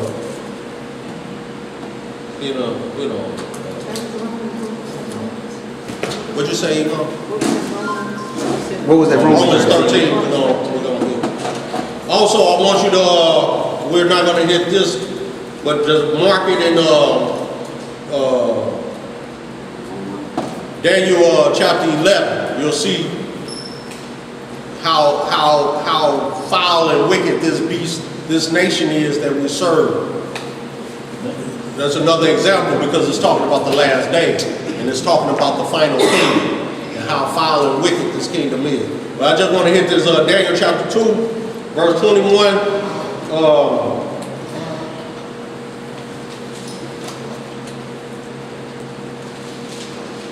21, 22,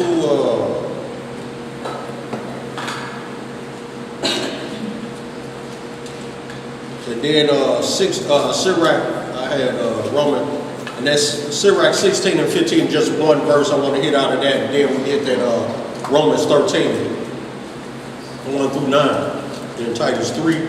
Then we get into some of these last days and what the Most High requires of us, and I definitely want to hit that John 17 and 18, and we get into these Maccabees.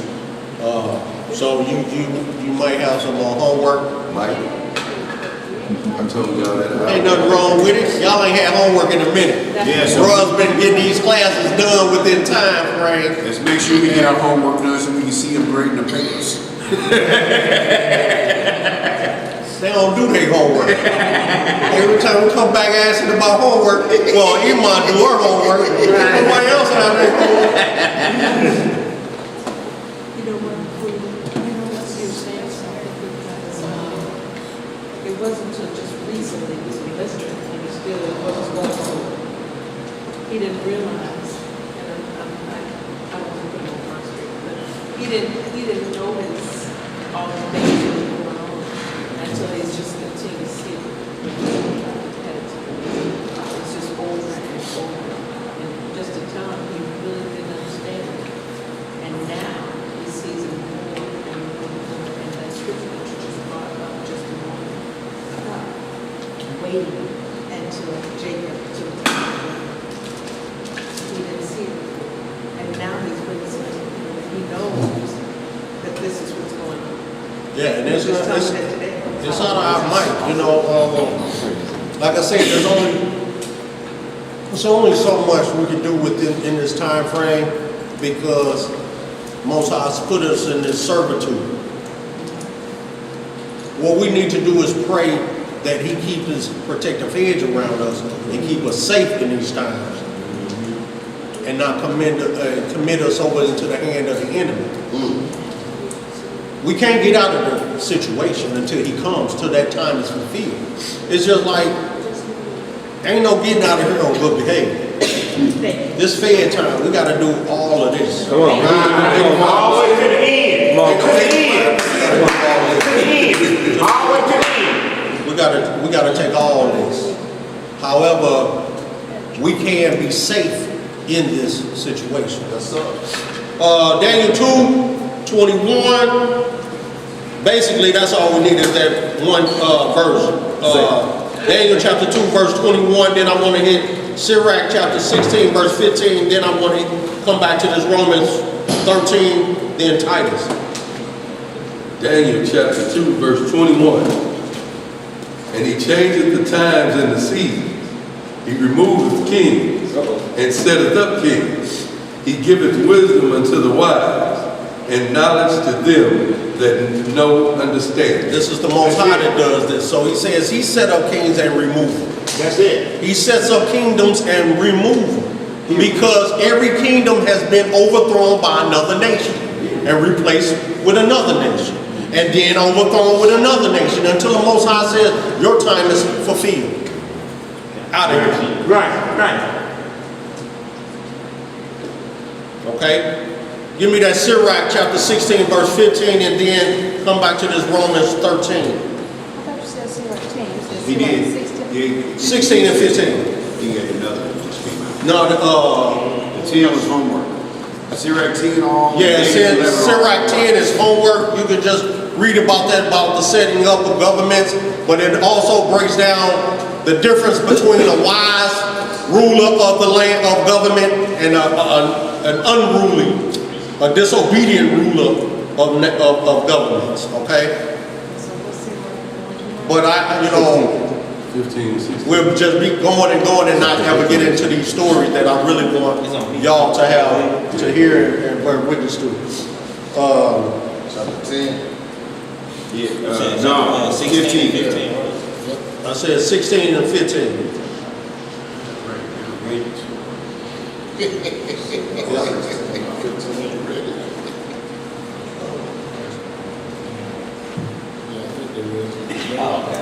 All right, so Rock chapter 16, verse 15. The Lord hardened Pharaoh, that he should not know him, that his powerful works might be known to the world. So the Most High says he did a thing so that he could show the world his wonderful works. He could show his mighty hand towards the world. They will respect him and not man. It wasn't, he put the powers in Moses and Aaron, but it was all the glory and honor unto the Most High. Because we see what happened to Moses at the slip of the tongue, at the waters of strife, waters of Meribah. That Numbers 25, 26. Now let's go to that Romans 13, and we see about these governments and Titus, about the Most High set up these governments and what we should do, and then we're going to go into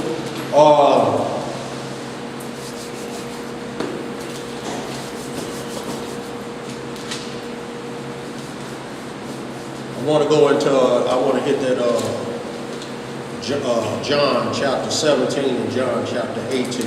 Why did you say Romans 13? Romans 13, yes sir. 1 through 9.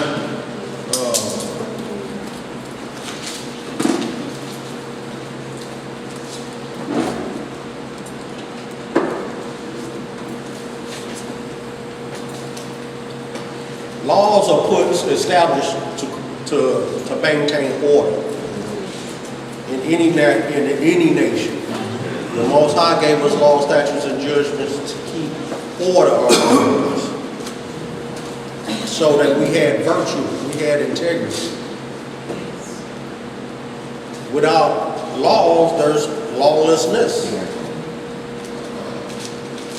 This is what Sodom and Gomorrah had. That's why it was destroyed.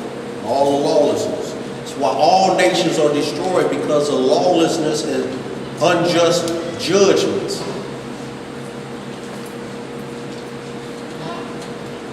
Romans chapter 13, verse 1. Yes, sir. Let every soul be subject unto the higher powers, for there is no power but of God. The powers that be are ordained of God. You see that? Most High gives them power for a time, for a span. Each nation had its time of rulership.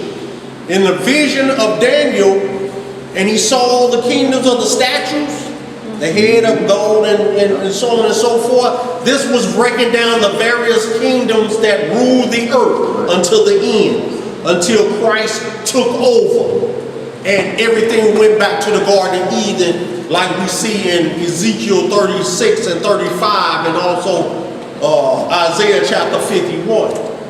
We're trying to make it back to an eternal rest like the Garden of Eden. That's what we're working for. That's what our labor is for. That's the salvation we're working for. We protest for that. You want to protest? Protest standing firm for your laws, statutes, and judgments presented by the Most High and His Holy Begotten Son. That's what you want to protest for, because that's your salvation. What you protesting here is for temporary relief, band-aid. Right. Come on. That's all you want is a band-aid for your cuts. You tired of bleeding. Most people can't even fathom outside of this realm and this life anyway. So they can't see nothing past having money to pay their bills and food and Jordans and all of that anyway. That's as far as they can see. Faith is not there. It don't reside with it. Come on. So irritating. It's very irritating. That's why he says in Ecclesiastes, to obtain, to have much knowledge is to know much grief. Because to understand these things, it should bring you to madness. It should bring you to grief that your people will not grasp this. The writing's been on the wall for over 400 years. We still do not read it. We walk right past it and still say, why? Why? Well, you tell them, well, it's all laid out. I don't want to read that, man. Just tell me why. That's what Ricky Smiley's saying right now. He said he's tired of standing in circles and praying. He want action. With his soft tail. With his soft tail. Been in church 40 years and they ain't never read the Bible. And see, this is the thing. And this is what we're talking about today. They are, see these protests, and then they give you a little bit of crumbs just to pacify you, so that you don't get to this. Come on. Keep them away from this, because what is going to happen if these cops get off? There'll be a lot of crying Negroes. That's what it's What's going to happen if these cops get off like we done seen it happen over and over again? What you going to do now? What else you gonna tear What up? are you going to do now? What else you gonna tear up? Who you protesting to now? Where's the protest going? What's the next move? Go sit down and be peaceful. It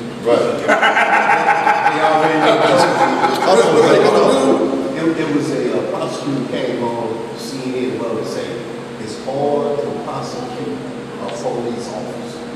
So just because they got them locked up, they not gonna be convicted. They part of the system. And How you gonna lock up them for doing what they supposed to do for the sake of the system? That's right. And then when we fail to realize President Trump done already appointed 156 federal judges. You find a no-win situation. So where's your, what and who does the protest benefit? The heathen. Who's benefiting from it?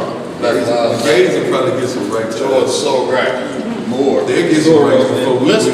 read on, bro, because we got a lot to try to get through in a short time. Laying back off of what Uriah said, Ricky Smiley ain't got no business doing no circle prayer anyway.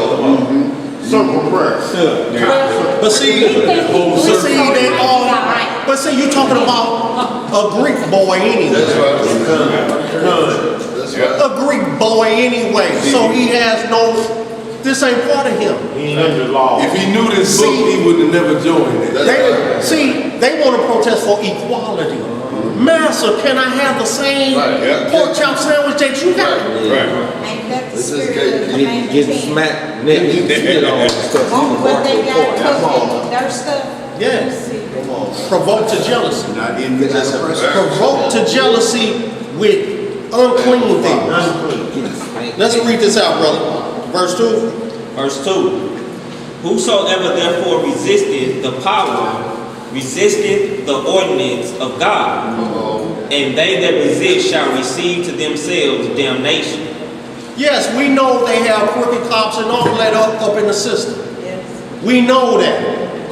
Now, Hosea, you and I were talking about on Facebook about the brother being a cop, right? Yes, sir. And so we were, you know, we were dialoguing about, you know, brothers being police officers, Israelites and everything.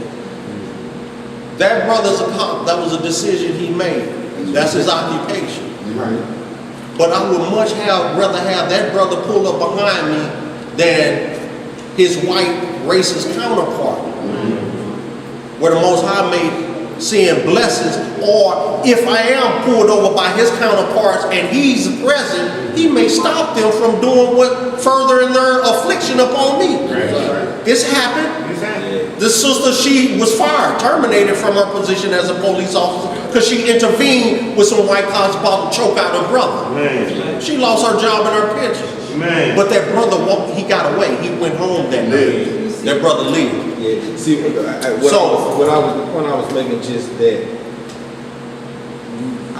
he was a retired cop, you know, so we know how these cops, because I got cops in my family that have been cops 40, 50 years. They do all manner of things under the shield of that badge. Right. And they don't tell them when that judgment is going to come upon them. Like, you know, you down there at 2 or 3 o'clock in the morning, like, what did you expect? But see, he violence. And then, see, they say he normally came down there to deal with the alarm system because he's cop and all that. However, on this page, white boy, that's your store? I'm at home with my wife and children. Get somebody else to handle that. I'm sorry. That's just me. That's right. That's me. Now, it's too dangerous. Too dangerous, brother. And then I know the mindset of the young ones running amok. Looking to shed some blood. Ain't his wife? Now, so he gonna dedicate. no, his wife ain't do it. She just wanted to. I grew up with it. She wasn't let it pass. No, she just a light complex sister. Okay, No, good to know. the whole family is black. I grew up with his daughters. Okay, But the thing is that sometimes we need brethren in certain positions that will render relief on our behalf. So it behooves us to have people in certain positions to ease the affliction on our behalf in certain circumstances. Will we change the narrative? No. No, the narrative is already inscribed in stone. Just ease some pain. It eases certain circumstances. Like I said, the issue with the one brother being able to go home. He's still alive today. You see what I'm saying? Whereas had that sister not been present, he'd be dead. So therefore, that was one of them cases that having one of us on the inside helped. You know what I'm saying? But we also got Clarence Thomas's. Many of them. That's sitting on the high bench. Ain't said a peep. Now he got in by affirmative action, but as soon as he got in, he said, shut it down. These niggas don't need a helping hand. But that's how he got in. Last one through the door. But that's what we're dealing with. Let's get through this so we can address what the Most High says for us to do, but we have to address these sellout niggas that we have to deal with. Come on. Before we can even address our enemy, it's too many of these bootlicking niggas we got to deal with. Come on, bro, finish that out for me. Verse 3. Yes, sir. For rulers are not a terror to good works, but to evil. Wilt thou then not be afraid of the power? Do that which is good, and thou shalt have praise of the same. For he is the minister of Yahweh to thee for good. But if thou do that which is evil, be afraid. For he beareth not the sword in vain. For he is the minister of Yahweh, a revenger to execute wrath upon him that doeth evil. So if you out there doing evil and going against the grain, you ought to be scared when he get behind you. Shit, man. Because according to the scripture, he worked for Yahweh. That's he set him up in that position. Now, do they have dirty cops? Yes, they do. Zechariah chapter 1 tells us, I was a little displeased with the heathen, but he helped forward their affliction, meaning he's still way beyond his means of doing what he's doing to us. Zechariah chapter 1. They were appointed to do, but remember, In Jeremiah, Ezekiel, he says, I'm going to send the destroyer of the Gentiles after you. That means I'm sending the worst of the worst after your head. Because of your disobedience, this cat don't care nothing about you, where you come from, who your God is. Because as a matter of fact, as he killing you, he gonna say, where is your God now? That's in the book of Psalms. Where is your God now? That you cry for, that you say you the child. Where is he now? Look at what we doing to you. I got my knee on your neck. Almost 8, 9 minutes. You can't breathe, you crying for your mama, and see, this is the other thing. Right. He cried out for his mama. There it is. There it is. There it is. There it is. His mama, who's already deceased. She already gone. She already gone. He crying for the dead, let the dead bury the dead. He didn't cry out for life. Right. He didn't call out for the name of the Most High, his only begotten Son. He said, Mama. And that's not trying to put nothing bad on my brother. But he didn't know the Most High. He didn't call on the true power. That could have got his knee off his neck. That's why we got his knee off his That's neck. why we need to know. It behooves us to know who we're dealing with, who to call on. That's right. In this time and hour. That's right. Because there's only one power to deliver. That's right. Mama can't do it. That's right. Mama gone. Mama praying for her own. Excellent, man. Excellent. See, that's what we have to understand. We don't understand what we're doing here, y'all.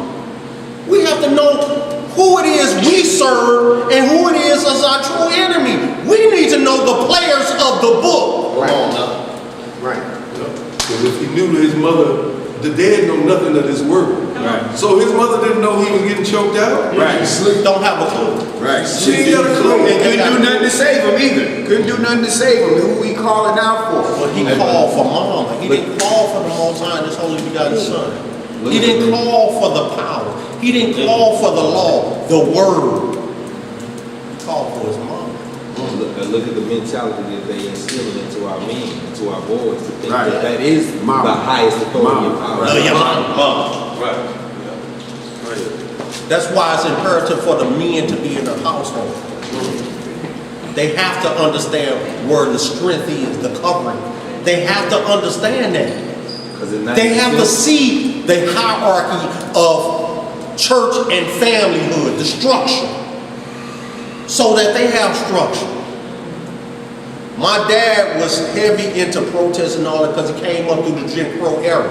So he was all about stand your ground, voice how you feel, fight against the system.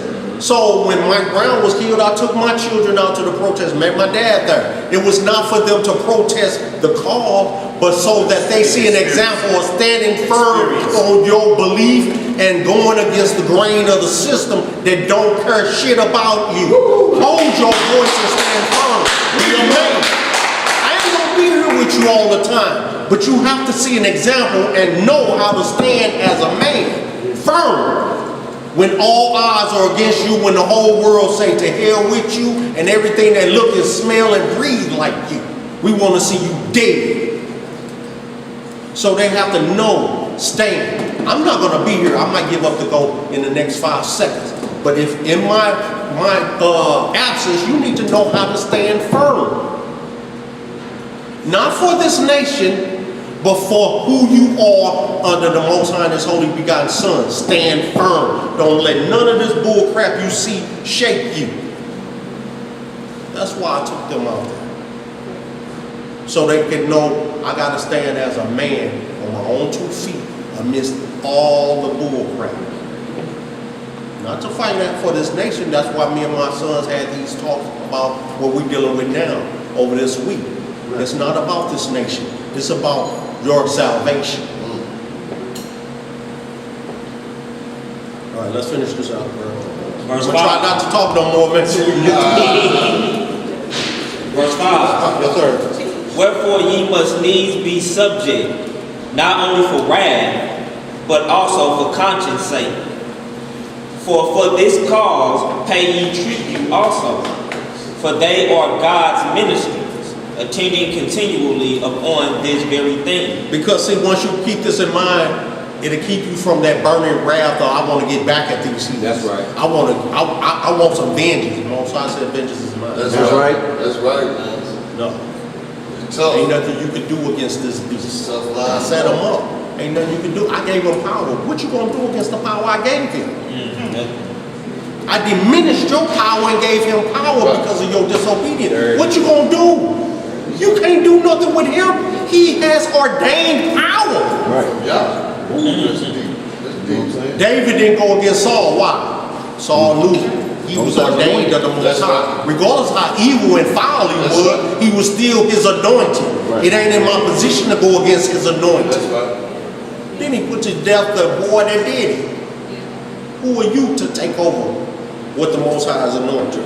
Read on, brother. Verse 6. Yep. No, verse 7. Render therefore to all their dues. Tribute to whom tribute is due. Custom to whom custom. Fear to whom fear. Honor to whom honor. Owe no man anything, but to love one another. For he that loveth another hath fulfilled the law. For this, thou shalt not commit adultery. Thou shalt not kill. Thou shalt not steal. No looting. Thou No shalt looting. Stay out of that store. Read on. Thou shalt not bear false witness. Thou shalt not covet. And if there be any other commandment, it is briefly comprehended in this saying, namely, thou shalt love thy neighbor as thyself. Read on down to 13, brother. Verse 10. Love worketh no ill to his neighbor. Therefore love is the fulfilling of the law. And that, knowing the time, that now it is high time to wake out of sleep. For now is our salvation nearer than when we believe. So Most High said, now is the time to get up. Get out that slumber. Because the salvation is closer than we think. Now, if this is to mirror Egypt exactly, that was 430. We at 4 here. 30 more years at the most, if that's true. A lot of things can happen in 30 years. A lot of things. I will only be 83. Yeah, 83. 30 more. A lot of us could still be alive. A lot of us won't. But he says now is the time. Understand what's going on. Get yourselves together. Because it's about to go down. Read on. Verse 12. Yes, sir. The night is far spent, the day is at hand. Let us therefore cast off the works of darkness, and let us put on the armor of light. Let us walk honestly as in the day, and not in rioting. Not in what? Rioting, in drunkenness, not in chambering and wantonness, not in strife and envy. But put ye on the Lord Jesus Christ, and make not provision for the flesh to fulfill the lust thereof. Just don't see yourself. Don't be a coming opportunist because things are going on in the streets. Police ain't watching. I'm gonna go rob this store and loot. No, they got you on camera. And every Negro that's caught looting, they getting ready to get tied into that cop's murder. Or they're going to get tied into that brother that got killed in a FedEx robbery downtown, and the truck pulled off and killed that brother in between the trucks. So everybody on film, looting, getting them some freebies, guess what? You got fed time. Because that's international commerce right there. You're going to get fed time for that FedEx truck. Not only for the robbery, but also for the murder. Because a murder, death was committed in the action of a crime. In the process of a crime being committed. They ain't gonna tell you know that's so silly they put it on Facebook Live. Yeah. One Negro had his whole living room full of shoes, brand new shoes, talking about hit me up for what you need. That's how stupid Israel has become. We don't even realize they just created a new platform for us to tell on ourselves. Come on, man. Now he's son of a king. Okay, Titus. Let's hit this Titus real quick. Then I want to hit this John. No, as a matter of fact, no. Let's go to John. John chapter 17. You can just put that Titus chapter 3, 1 through 11 in your book, in your notes. Let's get this John. Most High says his kingdom is not of this world. Stop fighting for what you see in this world. He says, come out of the world, right? He says, separate yourself from the world. The world has enmity with the Most High, right? So why are we going to try to find ourselves, why are we fighting for equal rights in this kingdom which is not ours? That's right. Does it make sense? What are you going to get? What are you going to get? Shalom, Imam. Shalom, shalom. Not provisions for your flesh. Shalom, Mister. What John? 17. Chapter 17. What verse is started in? 9.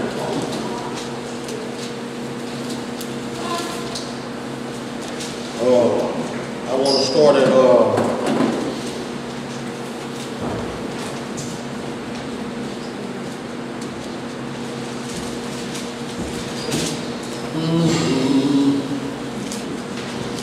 Oh, man.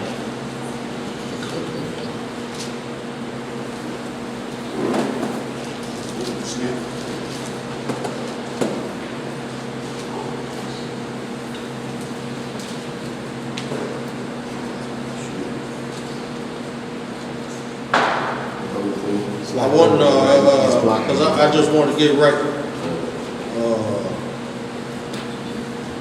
I pray that okay. 15. Okay, yeah. What?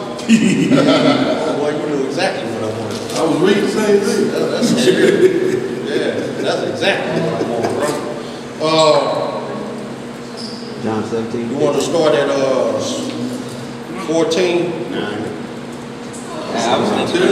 You said 9. You started there if you want to. I just had 9. Just verse 9. Just because I love If you want to. verse. It's just because I love hearing the Messiah say, "I pray for thee. I pray not for the world." That's why. That's why. So that distinction. See that distinction? But we got to be on his side. We got to be in the position of doing right so that he is praying for us. That's why we got to be having him praying for us. He explains now. Well, read on then, brother. Start at 8 out. But we wind up at 1. I got 6 highlighted. You see that? You see them? Really? Right. I mean, we're going to have homework anyway. Tell him, man. And we don't have homework anyway. Yeah, man. You should start at 5. If we go to 5, we're definitely going to 1. John 17, verse 1. Go ahead, just read quick. These words spake Yahushua, and lifted up his eyes to heaven and said, Father, the hour is come. Glorify thy Son, that thy Son also may glorify thee, as thou hast given him power over all flesh, that he should give eternal life to as many as thou hast given him. And this is eternal life, that they might know thee, the only true Elohim, and Yahushua HaMashiach, whom thou hast sent. I glorify thee on earth. I have finished the work which thou hast given me to do.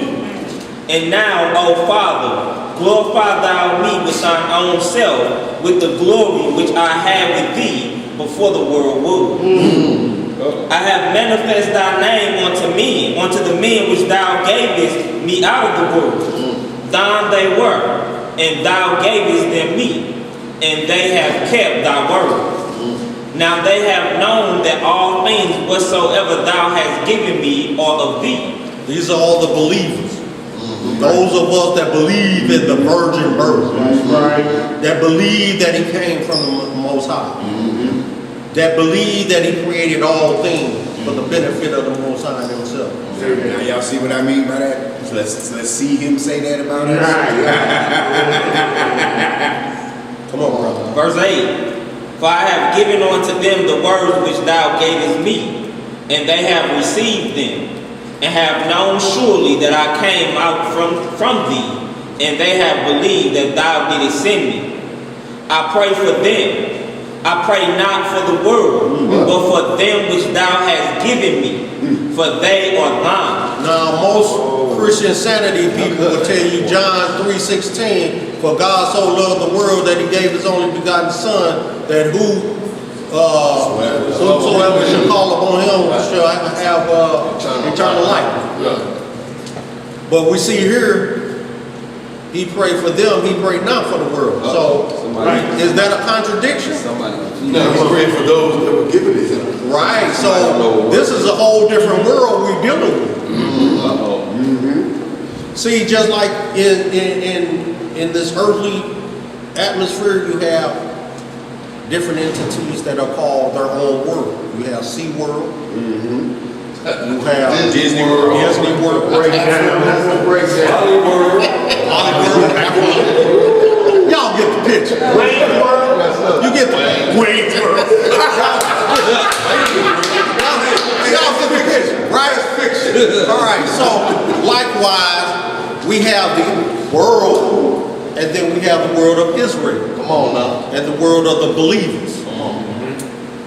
So that's who he's talking about. The world of believers. Because not all Israel is Israel. Right. So let's say the world of believers, because we have Gentiles who believe more earnestly and have more zealous for our God than a lot of Israelites. Read on, brother. Verse 10. And all mine are thine, and thine are mine, and I am glorified in them. And also you'll see in Numbers 15, it says it should be one law to the Israelite and one law to the Gentile. Yes, sir. The stranger that join themselves unto us. That's right. All right. Read on. Verse 11. And now am I no more in the world, but these are in the world, and I come to thee. Holy Father, keep through thine own name those whom thou hast given me, that they may be one as we are. While I was with them in the world, I kept them in thy name. Those that thou gavest me I have kept, and none of them is lost, but the son of perdition, that the scripture might be fulfilled. And now come I to thee. In these things I speak in the world, that they might have my joy fulfilled in themselves. I have given them thy word, and the world hath hated them, because they are not of the world, even as I am not of the world. So the world is hating us because we follow Christ. We're not Christians from that religious perspective. Right. We're Christians because we're followers of Christ. That's right. We're followers of the law, statutes, and judgments. Read on. Verse 15. Yes, sir. I pray not that thou shouldest take them out of the world, but that thou shouldest keep them from the evil. Yeah, that's the point I want to make. There it is. He's not going to deliver you out of your punishment, Right. but he will keep you safe in Right. the midst of your punishment. That's it. You're not getting out of here. No rubber. Ain't no running place, ain't no hiding place. Don't protest your way out. That flea Babylon doctrine, put it to rest. You ain't going nowhere. The Most High says, I pray that you not take them out of the world. They ain't coming out of the condition, but just keep them safe in the midst of what's going on. It's just like in Goshen. We weren't delivered from the captivity when all the plagues were going down, but he kept us safe. Right. We weren't touched by any of the plagues. He kept us safe. Aren't you safe during the COVID? Yeah. Haven't he kept us safe? Yes, sir. How many of us live in some of the worst neighborhoods where all violence is around us on a regular? Too bad pointed at me. All of us. I'm not alone. A lot of us live in some of the worst of the worst. And we see it and hear it all around us. But guess what? It has not touched us. All praises to the Most High. That's what we got. But that's that protective. Praise his name. We ain't getting out of the captivity. But we are protected in the captivity. Hey, brother, let me say something. Yes, sir. I had a roof put in my house some years ago, and the roof came down and gave me a can, tool can, full of number 1. Full of who? Bullets. Are you Shooting all up on That's what made coming down. They shooting in the air, they coming down. What goes up must come down. Ain't nothing penetrate the boot. The whole can, I mean, I ain't talking about no. that many bullets. But had never didn't touch you.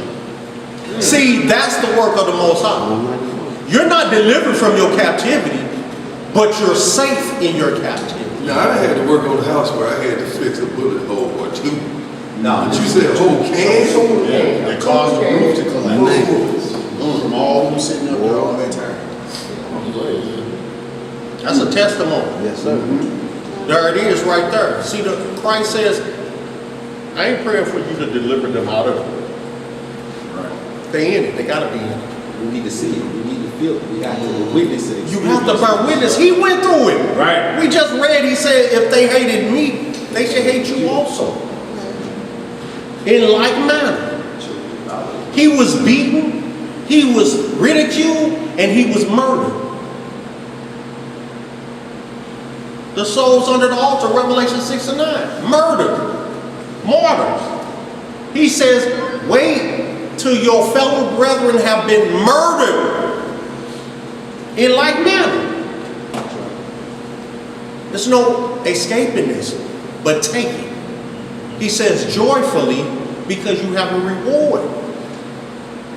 That's only for a second. Let's get through this because we got to read these testimonies. Are we finished with that? That's the hit this chapter 18, John chapter 18, verse 36. And then let's get into some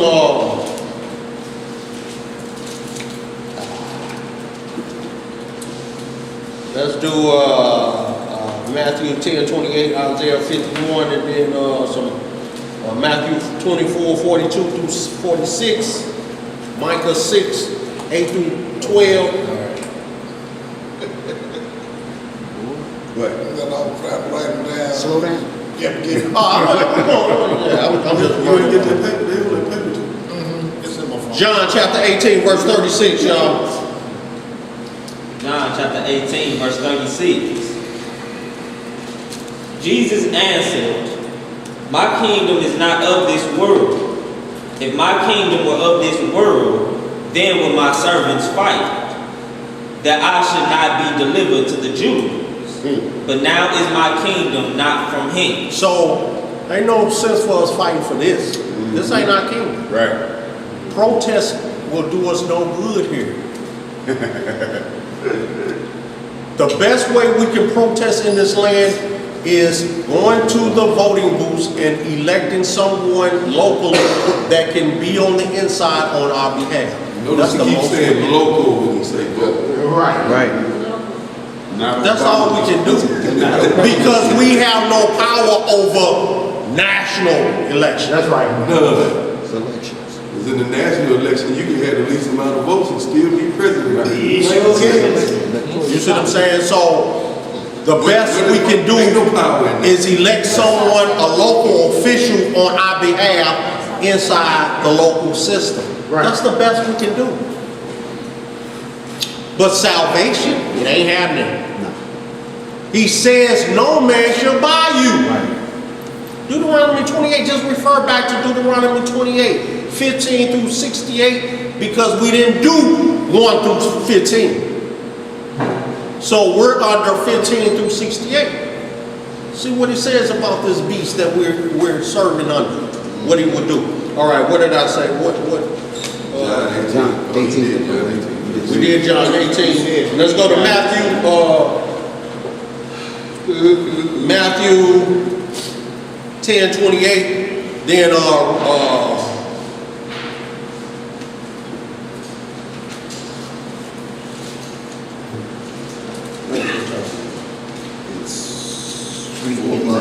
okay. After this, I'm gonna shout out something. We're gonna hit a couple of quick real quick.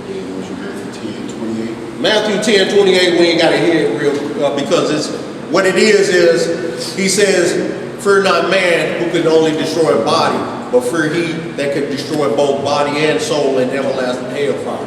All right. You'll see the same thing reiterated in Isaiah 51, where it says, "Fear not man who shall die himself." Okay? So don't be worried about what a man gonna say about you, how you standing up and things of this nature. Don't worry about man. Man going to die too. So why are you gonna fear or be worried about somebody that's gonna go through the same ending you have to go through? Right. Now, your endings may be different depending on what side of the tracks you are. If you're a believer or a non-believer. But fear not man, he gotta die too. He bleed like you, he breathe like you. Ain't no reason to fear a man. Fear him who can destroy both body and soul, everlasting. That's who you fear. All right. Let's I want to hit. Matter of fact, let's hit this Joshua. Let's get in Joshua. Go to Joshua chapter 7. I want to hit a couple of these bootlickers real quick. Then we get in this story. This Maccabees real quick. I just want to hit a couple of things. I want to show you something that the Most High saw as a beautiful thing, because this brother, he stopped a sin of Israel by this zealous act that he performed.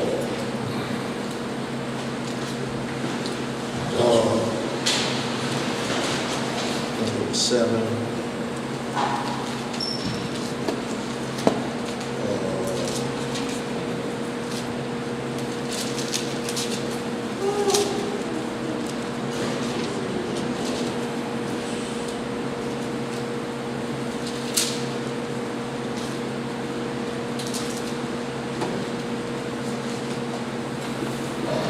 So you're reading at Joshua, looking for Phineas. When Phineas took the job. Phineas.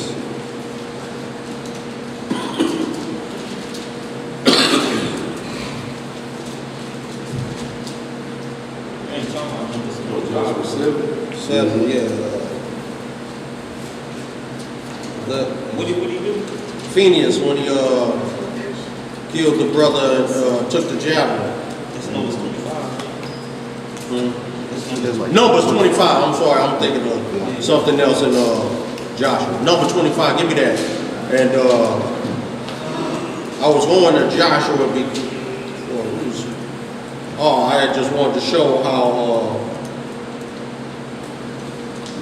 Joshua couldn't go to war because they didn't, Joshua's men got put to flight because they didn't ask counsel of the Most High. Right. And what happened was one of them bootlicking niggas had tried to hold on to some Babylonian guards. Oh yeah, good. And there was a first thing in the camp. So the Most High says, I can't bless y'all until y'all get rid of the cursed thing. Yeah. And Zimri, who was of the tribe of Judah, That's right. had buried the Babylonian clothes and the money, and they had to put them to death so that the Most High was back on our side. And I just wanted to give that example about how it's always some bootlickers amongst us who just won't do right. And these kind of Negroes keep us back from blessings. And if we don't deal with these niggas, then we're forever doomed. 21:7, Josh. Yes. Thank you.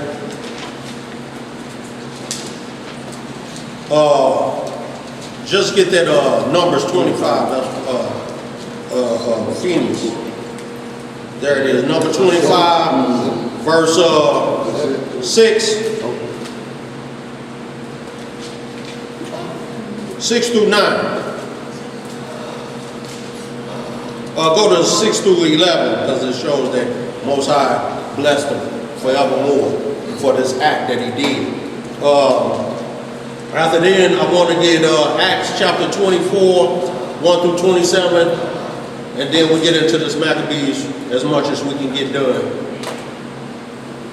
Yeah, y'all don't have homework, y'all. We want it done tonight, so no party. No, I don't place heavy burdens on no man. That's right. Well, I can help you out right now. He said the whole book of Maccabees 1 and 2 and 3 and 4, because I see his notes. Because you say whole book, you write the whole book. Because you got first and second. All the whole book. There ain't no verses in nothing. It's all chapters. That was the first thing on the page. It wasn't me. It wasn't you. We gonna get it up like your hand, right? Like I tell my children, Daddy didn't do it. It was the Most High through you. That's what it was. It was the Spirit of the Most High through your hand wrote that on that paper. Where's your Acts at? Acts. We going to Acts. Acts 27, 24, 24, and 27.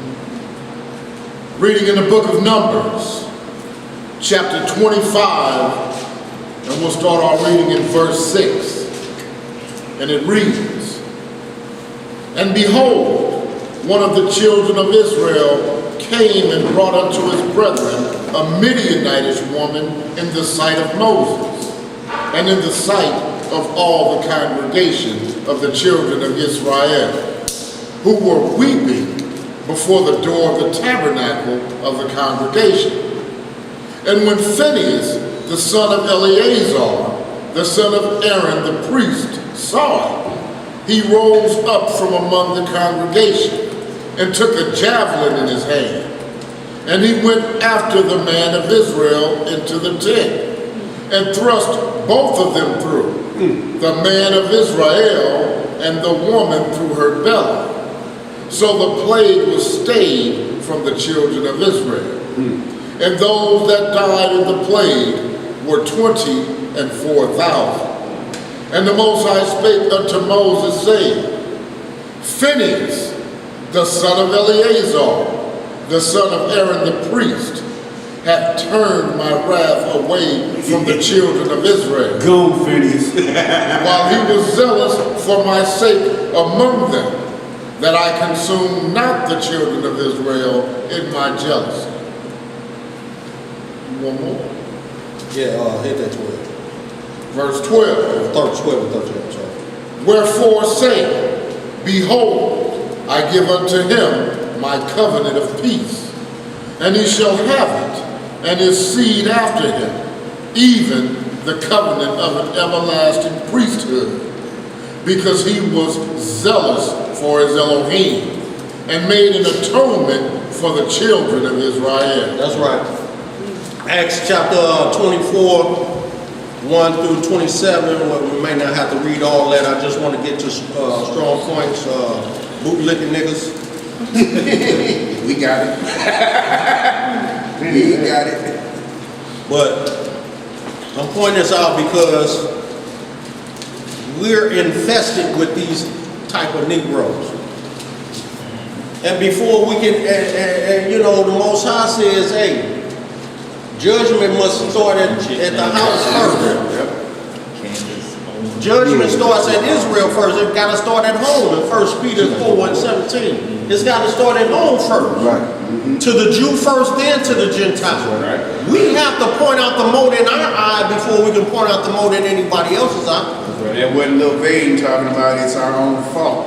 So we need to address these foul Negroes before we can address the foulness of the heathen first. Because it's infesting our house. Right. It's corrupting our house. 24. 1 through 27. Yeah, man, I just want to get to the.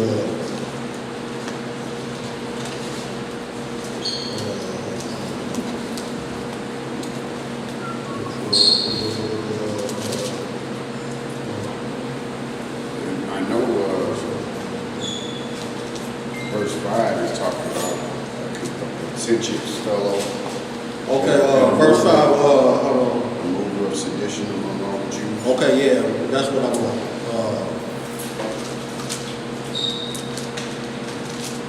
6. Yeah, Start at 5, just read. start at 5. So 5 through, Till you come back. You the teacher, we got you. 5 is close to 1. here we go. Keep playing. Come on now. It's You about to get removed from Israel. reading in the book of Acts, in the 24th chapter, starting at verse 1. And it reads, "And after 5 days, Ananias, the high priest, descended with the elders, and with a certain orator named Tertullus, who informed the governor against Paul. And when he was called forth, Tertullus began to accuse him, saying, Seeing that by thee we enjoy great quietness, and that very worthy deeds are done unto this nation by thy providence. We accept it always, and in all places, most noble Felix, with all thankfulness. Notwithstanding that I be not further tedious unto thee, I pray thee that thou wouldest hear us of thy clemency a few words. For we have found this man a pestilent fellow, and a mover of sedition among all the Jews throughout the world, and a ringleader of the sect of the Nazarenes, who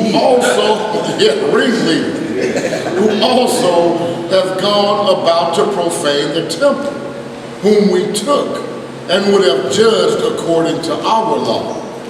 But the chief captain, Lysias, came upon us, and with great violence took him away out of our hand, commanding his accusers to come unto thee, by examining of whom thyself mayest take knowledge of all these things, whereof we accuse him. And the Jews also assented, saying that these things were so. Then Paul, after that the governor had beckoned unto him to speak, answered, For as much as I know that thou hast been of many years a judge unto this nation, I do the more cheerfully answer for myself, because that thou mayest understand that there are yet but 12 days since I went up to Jerusalem for to worship. And they neither found me in the temple disputing with any man, neither raising up the people, neither in the synagogues, nor in the city.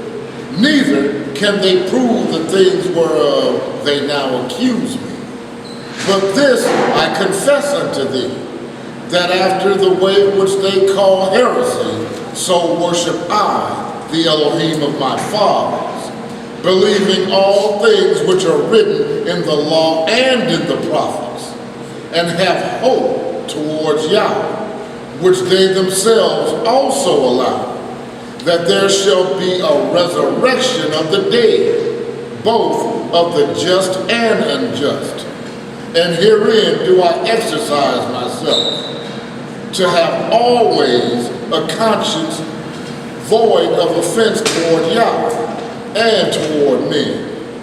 Now after many years I came to bring alms to my nation and offerings, whereupon certain Jews from Asia found me purified in the temple, neither with multitude nor with tumult, who ought to have been here before thee, and object if they had aught against me, or else let these same here say, if they have found any evil doing in me, while I stood before the council, except it be for this one voice that I cried standing among them, touching and resurrecting of the dead, I am called in question by you this day. So what I wanted to hear was how there was a bootlegger that's turning in the brother, but speaking in the name of the Most High and things of this nature. This is what we're going to be dealing with. These are the times that's coming upon us, where, like in Amos, it says a famine of the word is going to go forth. And anyone found with these texts in their hands, in their possession, will be murdered and killed and offered up to the Sanhedrin. Let's get this, let's just go into this Maccabees. I see with law officials and Edomites conforming, well, I ain't gonna say conforming, but starting to look closely at the issues that we have as blacks killing us and stuff. Eventually, the coon is gonna be friends with them. And us Israelites gonna be the hateful because we still looking at the side like it's like, Yeah, well, they'll make us the target to point at them. Yeah, Look at them over there, they hate you. Yeah, because they'll take the eye off me and look at that nigga. I'm in cahoots with you. I love you, master. But watch that nigga. That nigga don't love you, master. He believe in black Jesus. He believe in skank. He gonna flee, master. Let's get into these books. But I want you to put. Yeah, somebody in the live chat had a question. Sister Maggie. Yes. She asked, could you explain Isaiah 26 and 20, where it says, "Come, my people, enter thou into thy chamber, and shut thy doors about thee. Hide thyself, as it were for a little moment, until the indignation be overpassed." It's talking about coming into and encompassing yourself in the word. That's right. Standing firm in your belief in that's what we're finna get into in these Maccabees. It's talking about staying firm in your belief system that nothing comes upon you, no harm comes upon you, because that's the only way you are delivered and protected. Just like in Sirach chapter 2, where he says, has any sought the way the righteousness of the Most High and been forsaken? Or not been protected? No. We have countless numbers and testimonies of those with faith. You go into the book of Hebrews chapter 11. It breaks down all the actions of those who had faith, from the patriarch all the way down, and how they were delivered because of their faith. So what that's talking about is metaphorically speaking about communing with these law, statutes, and judgments within your heart. That's your confine. That's your refuge. Because only through the word is a man being delivered. That's right. Salvation comes through the word and the keeping of commandments. Does that answer our question? I just typed in, I hope that answered your question, and I'm waiting on a response. Yeah, I want to just give one part, because there's a second part of that when he says, go in thy chamber. This is what he's doing out here. Right. So like this virus, the whole country had to go in his chamber. But he's telling us, go in your chamber because I'm doing something. And he don't want us to see the destruction of what he's doing, just like Lot's wife. That's why he said, I don't want you to see what I'm going to put down. This ain't for you to see. Go in your chamber and close your door. But your chamber is a refuge. Right. Your refuge is the law. That's right. Psalms 19. Sister said yes. Read Psalms 19, read Hebrews 11, Matthew 24, 42 through 26, 42 through 46. The Most High says what we need to do, the praying and things of this nature. 1 Kings chapter 8, 2 Chronicles chapter 6, Nehemiah chapter 1. Okay? The list goes on, sister. Like his class. Right. With his number. That's a hallelujah. That's a hallelujah there. What we going on? It's the chair, y'all. Maccabees, first Maccabees, y'all. Yeah, I'm gonna give y'all some homework because there's a lot of scripts that I really want to hit that we didn't have time, because I want you to understand. We have to always get to the basic understanding of what's, why, and how, so that we know why we at this point. But we have to understand, why does he that hate us so much? This hatred goes all the way back. This ain't no new hatred. This is an ancient hatred that's embedded. So when you see them killing without mercy, that's where it's coming from. This is a long hatred, man. First Maccabees. Also understand that when you come into this walk, the scripts say, Prepare yourself for temptation. That's right. Prepare yourself for adversity. Right. So I want to write. Constantly look. He said the word is tried in the furnace, purified 7 times over. So we have to be likewise tried in the furnace. So are acceptable men in the furnace of adversity. Thank you, brother. That's right. Put that out there, Jose. That's right. First Maccabees chapter 1, y'all. Let's get it. Let's get it. Start at verse 10. Chapter 1, verse 10. We're going to kind of jump a little bit. Start at verse 10, read down to 15. Then we're going to jump.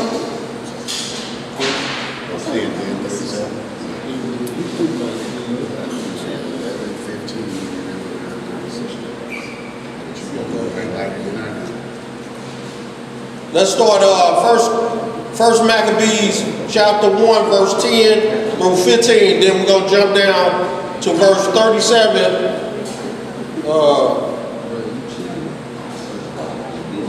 36, 61. And jump down 37 on down. And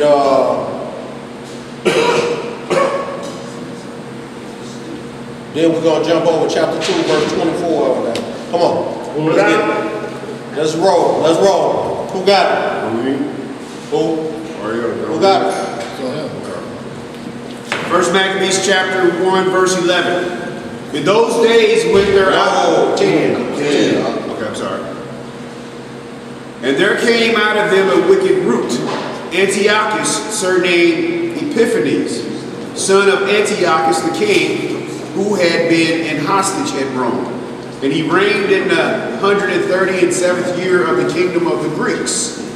In those days there went out of Israel wicked men, who persuaded many, saying, let us go and make a covenant with the heathen that are round about us.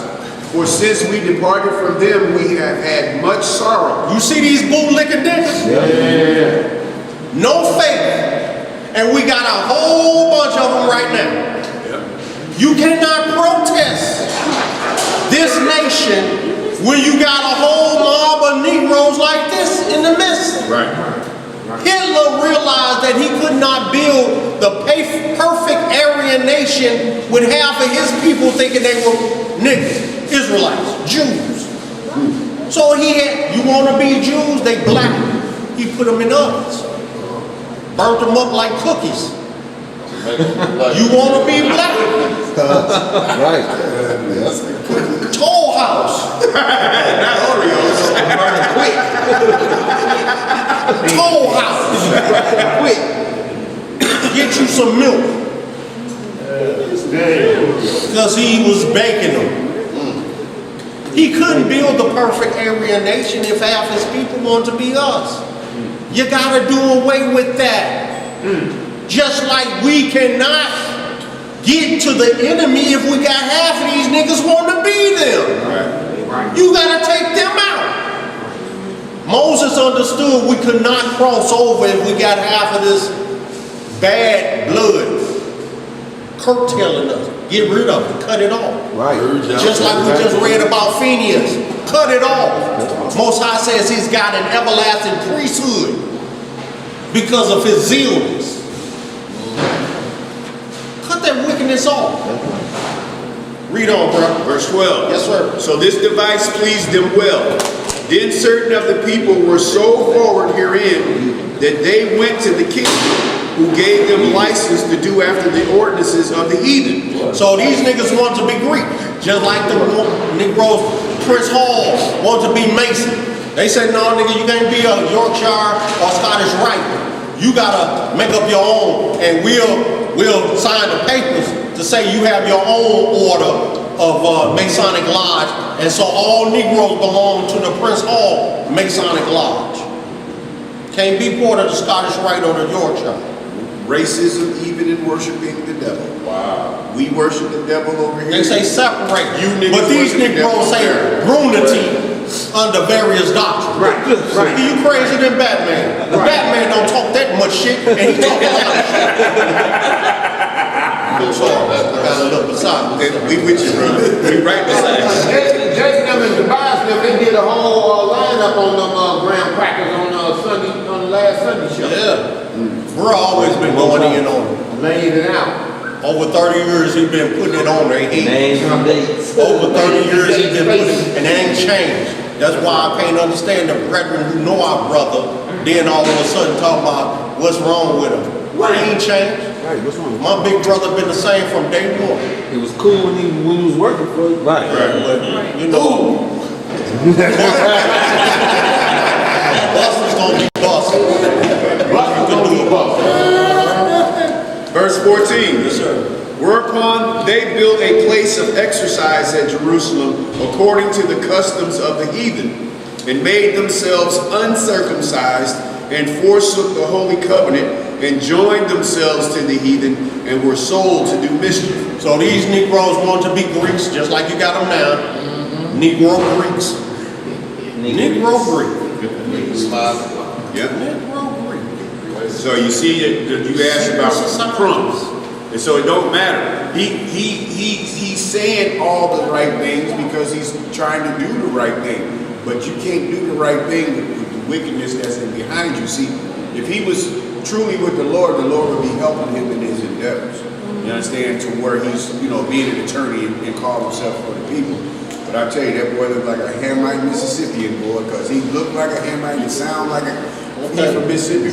Let's jump down to verse 37 of that same chapter 1. What's our time, y'all? Or 26. Okay, let's jump down 37. If we don't get into that second Maccabees, but this is what I really want to get into, because they're getting ready to try. This is where Judas Maccabees was like, enough is enough. We finna scrap. Arm yourselves. We finna bang out, y'all, because it's come down to this. Okay. 37. Thus they shed innocent blood on every side of the sanctuary and defiled it. So the Greeks came in, the Romans and everything came in. They took over the sanctuary. This is 70 AD. They defiled the sanctuary, sacrificed swine's blood and swines on the altar and all manner of stuff. So they sent out a decree. Okay, and this was after these Negroes became confederate with them, and we've always had these bootlicking Negroes. Every time there was an insurrection during slavery, it was always that house Negro that told massa, and the insurrection was put down because no man can deliver us from this captivity. They were being murdered. They were tying brothers, each limb to a horse, and then smacking the horse where they pulled their body limbs apart. This was happening then. We see pictures of the 17-year-old brother in Omaha, Nebraska that was burnt. They hung him, shot him, killed him, and then set him on fire on the tree. And that wasn't good enough. This is the type of heathen we dealing with. No, there's no deliverance out of here but by the way of the Most High and His only begotten Son. Is there ease? Yes, there's protection. But something is required of us first, and that's to obey the law, statutes, and judgments. Only through that do we have protection. That's it. Read on, bro. Verse 38. Insomuch that the inhabitants of Jerusalem fled because of them, whereupon the city was made an habitation of strangers, and became strange to those that were born in her, and her own children left her. Her sanctuary was laid waste like a wilderness. Her feasts were turned into mourning, her Sabbaths into reproach, her honor into contempt. As had been her glory, so was her dishonor increased, and her excellency was turned into mourning. Moreover, King Antiochus wrote to his whole kingdom that all should be one people, and everyone should leave his laws. So all the heathen agreed according to the commandments of the king.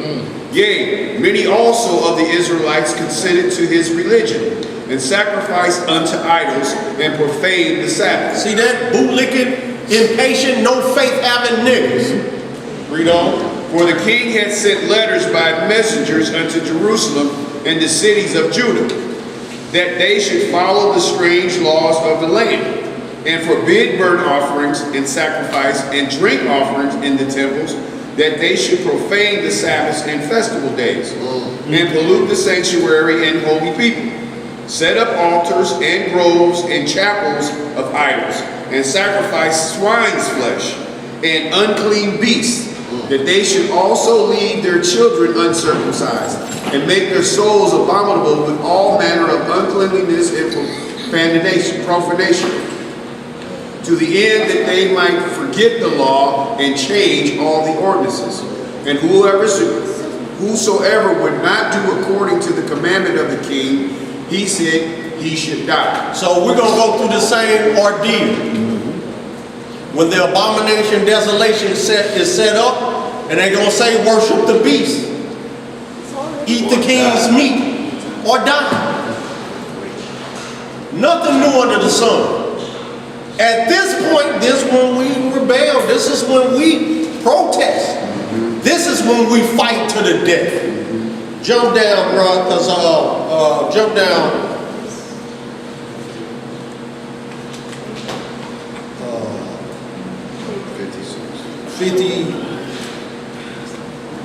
52. Okay, you just keep reading. All right. So I'm just skipping one verse. So whosoever would not do according to the commandment of the king, he said he should die in the self-same manner. Next verse. See, y'all not with me. In the self-same manner wrote he to his whole kingdom, and appointed overseers over all the people, commanding the cities of Judah to sacrifice city by city. Then many of the people were gathered unto them, to wit, every one that forsook the law, and so they committed evils in the land, and drove the Israelites into secret places, even wheresoever they could not flee. They could flee for succor. So for refuge. So the Israelites went underground. All the believing Israelites went underground because they were persecuting anyone who was a believer and follower of Christ. Read on. This will happen again. This is going to happen. 54. Now the 15th day of the month Caslu, in the 145th year, they set up the abomination of desolation upon the altar, and builded idol altars throughout the cities of Judah on every side. We'll see this in Matthew 24, Zechariah 14, Daniel. Man, it just goes on. These are end day prophecies that happened then. Okay? So it's going to happen again. The abomination of desolation. The Antichrist is going to defile the temple, profess that he is God, and all this. This has happened before, and it's going to take place again. Read on. 55. And burnt incense at the door of their houses and in the streets. And when they had rent in pieces the books of the law which they found, they burnt them with fire. So they're going to be looking for all the scriptures and burning them. Read on. And whosoever was found with any of the books of the testament, or any consented to the law, the king's commandment was that they should put him to death. Thus did they by their authority unto the Israelites every month, to as many as were found in the cities. This was a monthly decree. Every month they went out on a search. It was like back in the 80s and 90s, they had gang sweeps in LA. Anyone that was a suspected gang member, they rounded them up and threw them in county in a big old holding tank with your enemies.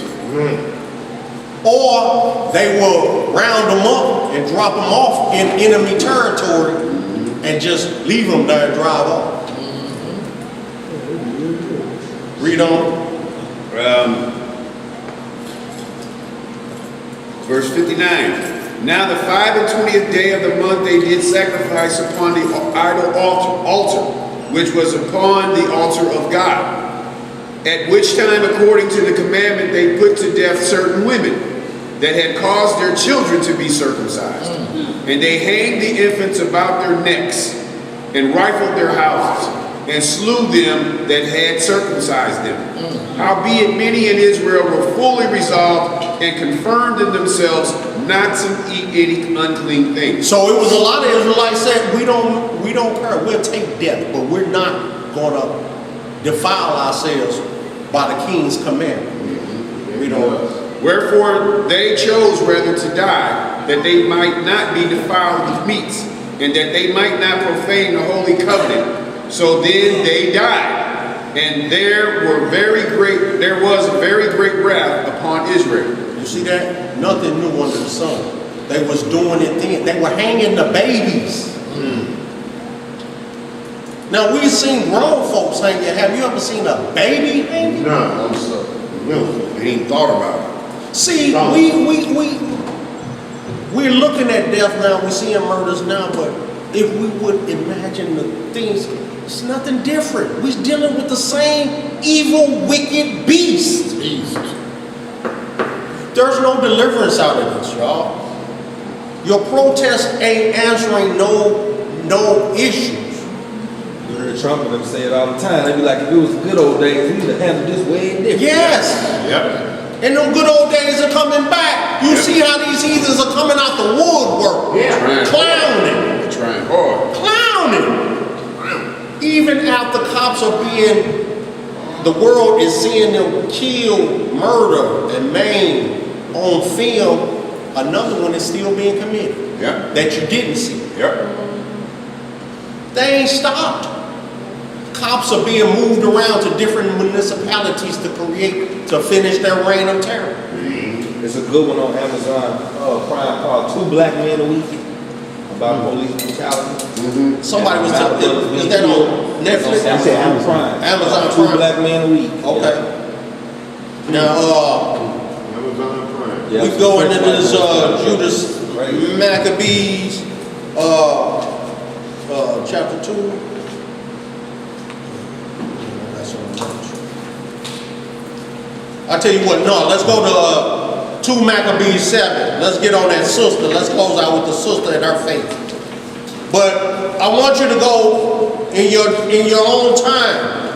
I want you to go through all of chapters from 2 Maccabees up to 7, and you'll see that one of the same things we're dealing with now is happened in these 6 chapters, where a high priest named Onias was put to death by a bootlicking Negro who wanted to take over the money that was committed to the temple for the well-keep of the widows and the orphanage and things of this nature. Well, this nigga that told the king, check it out. This nigga went to the king and told him, hey, it's a whole bunch of money in the treasure.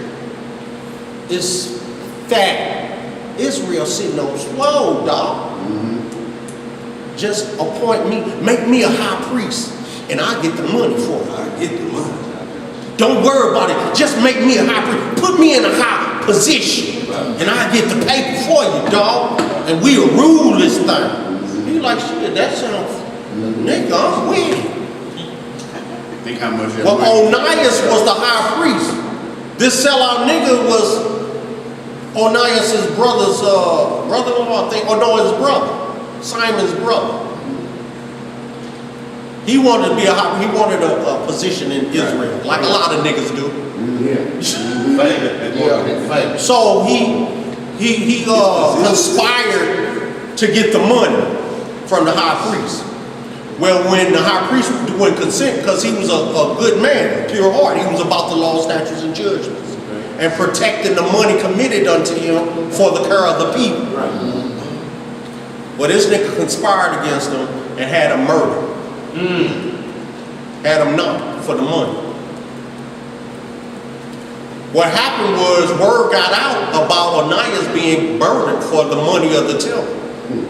In so much that the word went abroad to other nations. They're like, oh, hell no, this nigga done lost his mind. He didn't went that far that he didn't put this just, righteous man to death for nothing, for money. And there was a protest. People spoke out about it. And they protested about these things. However, certain things could only be done within the confines of that circumstance. The protests weren't about us being delivered from bondage. The protest was about unjust justices being done for this man, against this man. And people spoke out about it.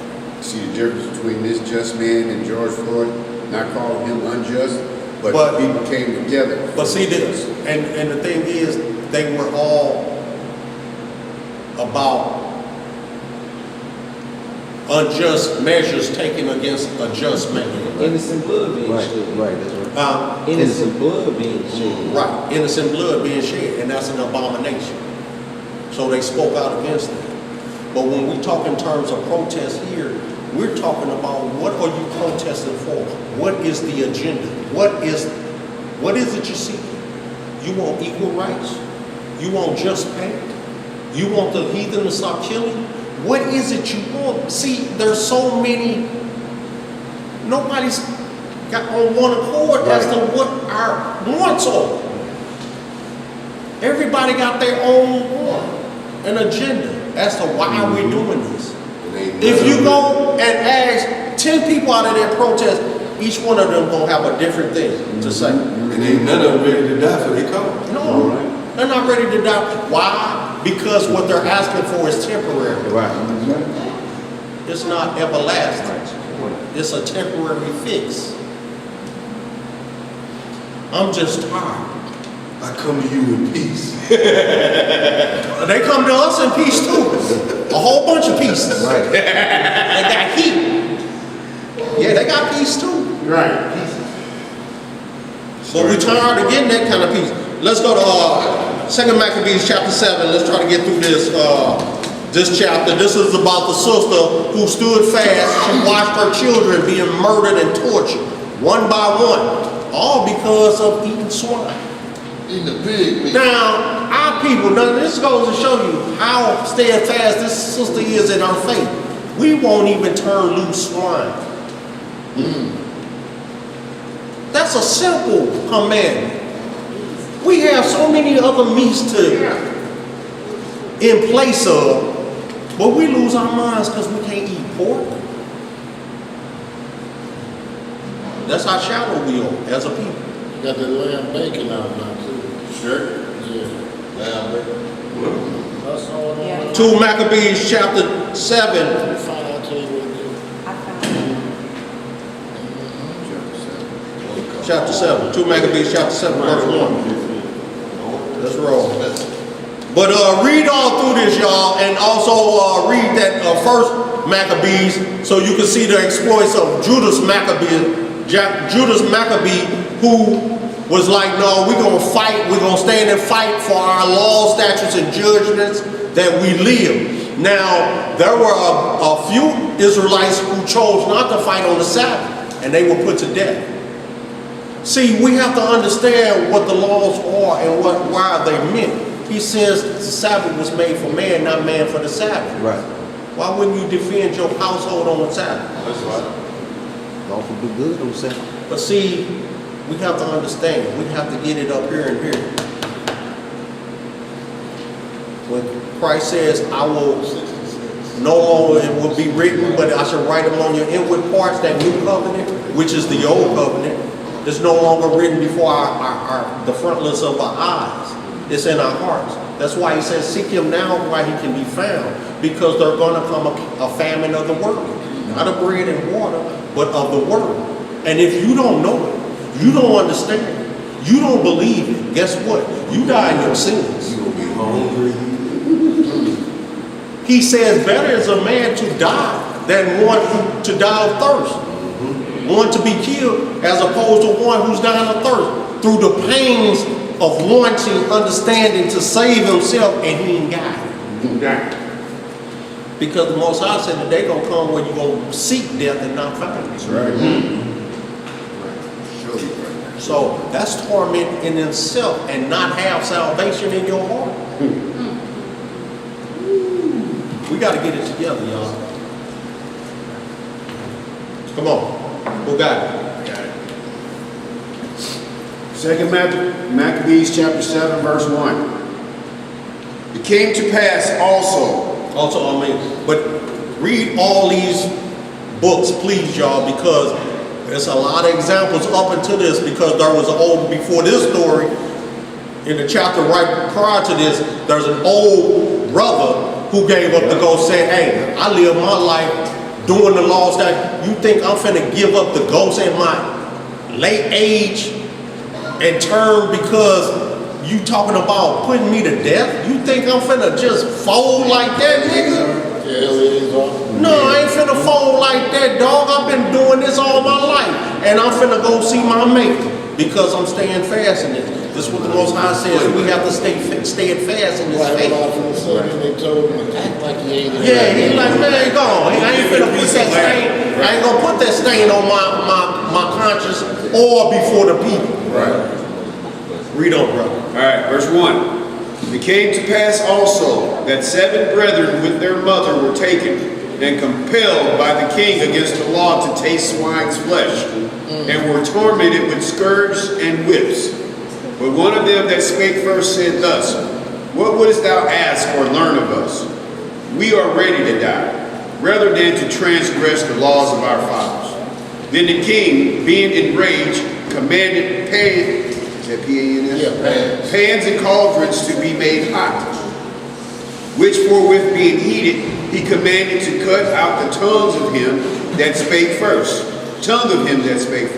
and to cut off the utmost parts of his body, and the rest of his brethren and his mother looking on.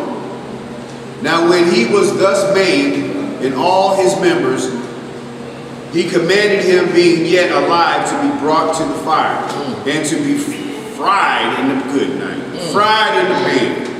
And as the vapor of the pan was for a good space dispersed, they exhorted one another with the mother to die manfully, saying thus, The Lord God looketh upon us, and in truth hath comfort in us, as Moses in his song, which witnessed to their faces, declared, saying, And he shall be comforted in his servants.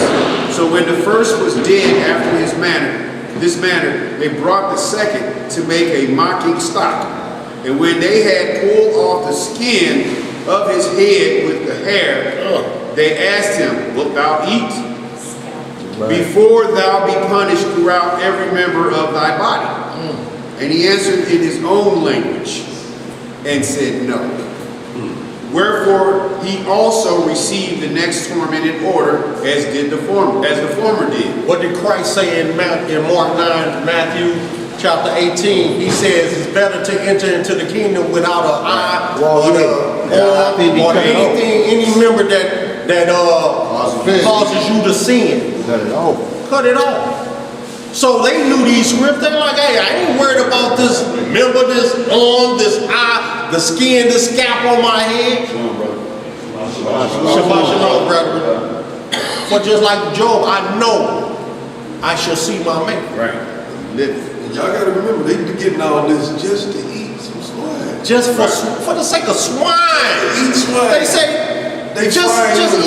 just eat a little bit of this pork chop.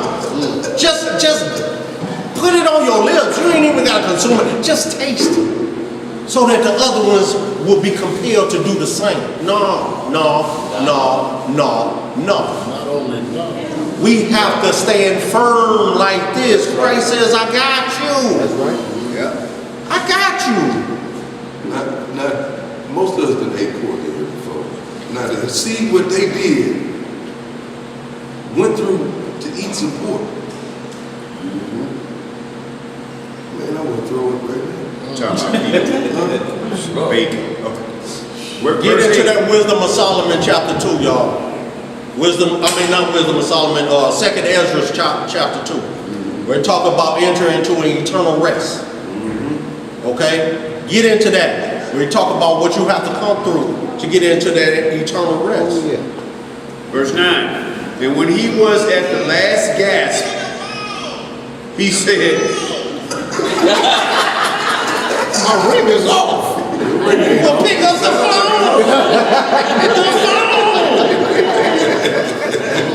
verse 9 again.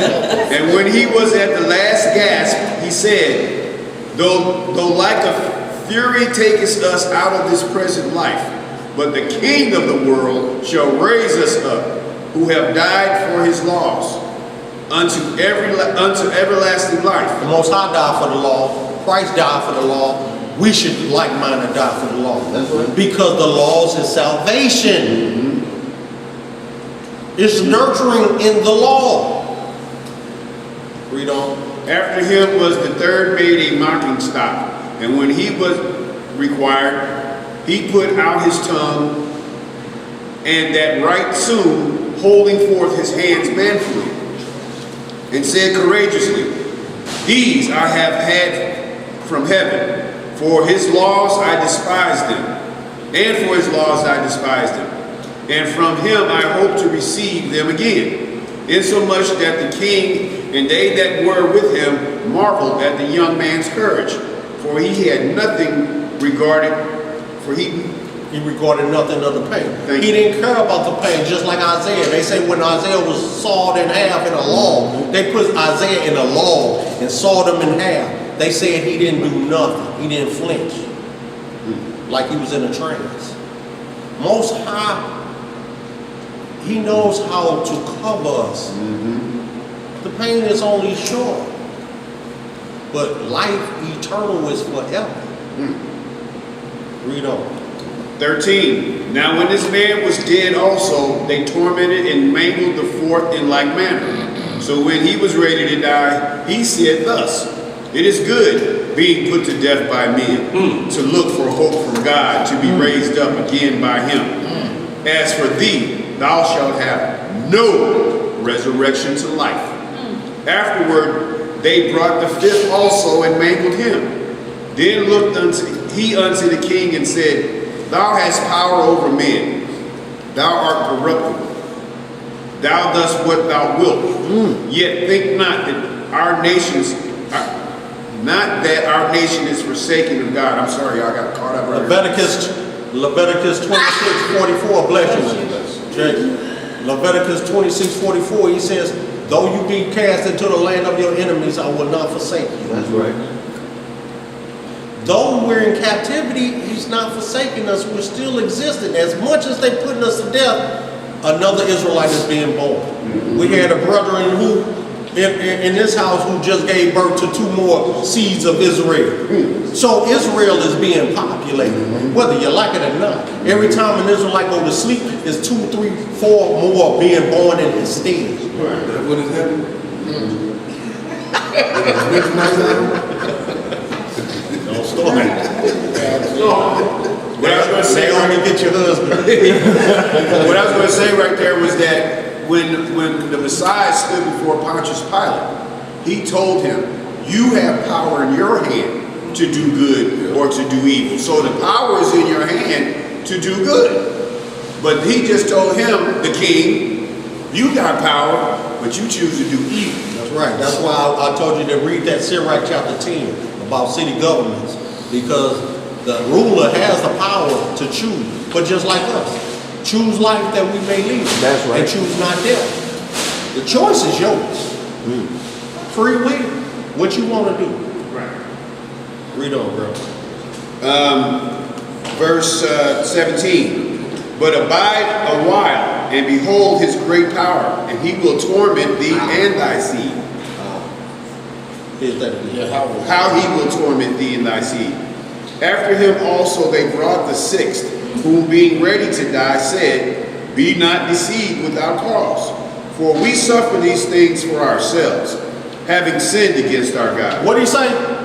We suffer these things for ourselves, having sinned against our God. We need to understand why we're here in the first place. I highlighted that. Understand why are we here in the first place before we start asking why is this heathen doing what he's doing.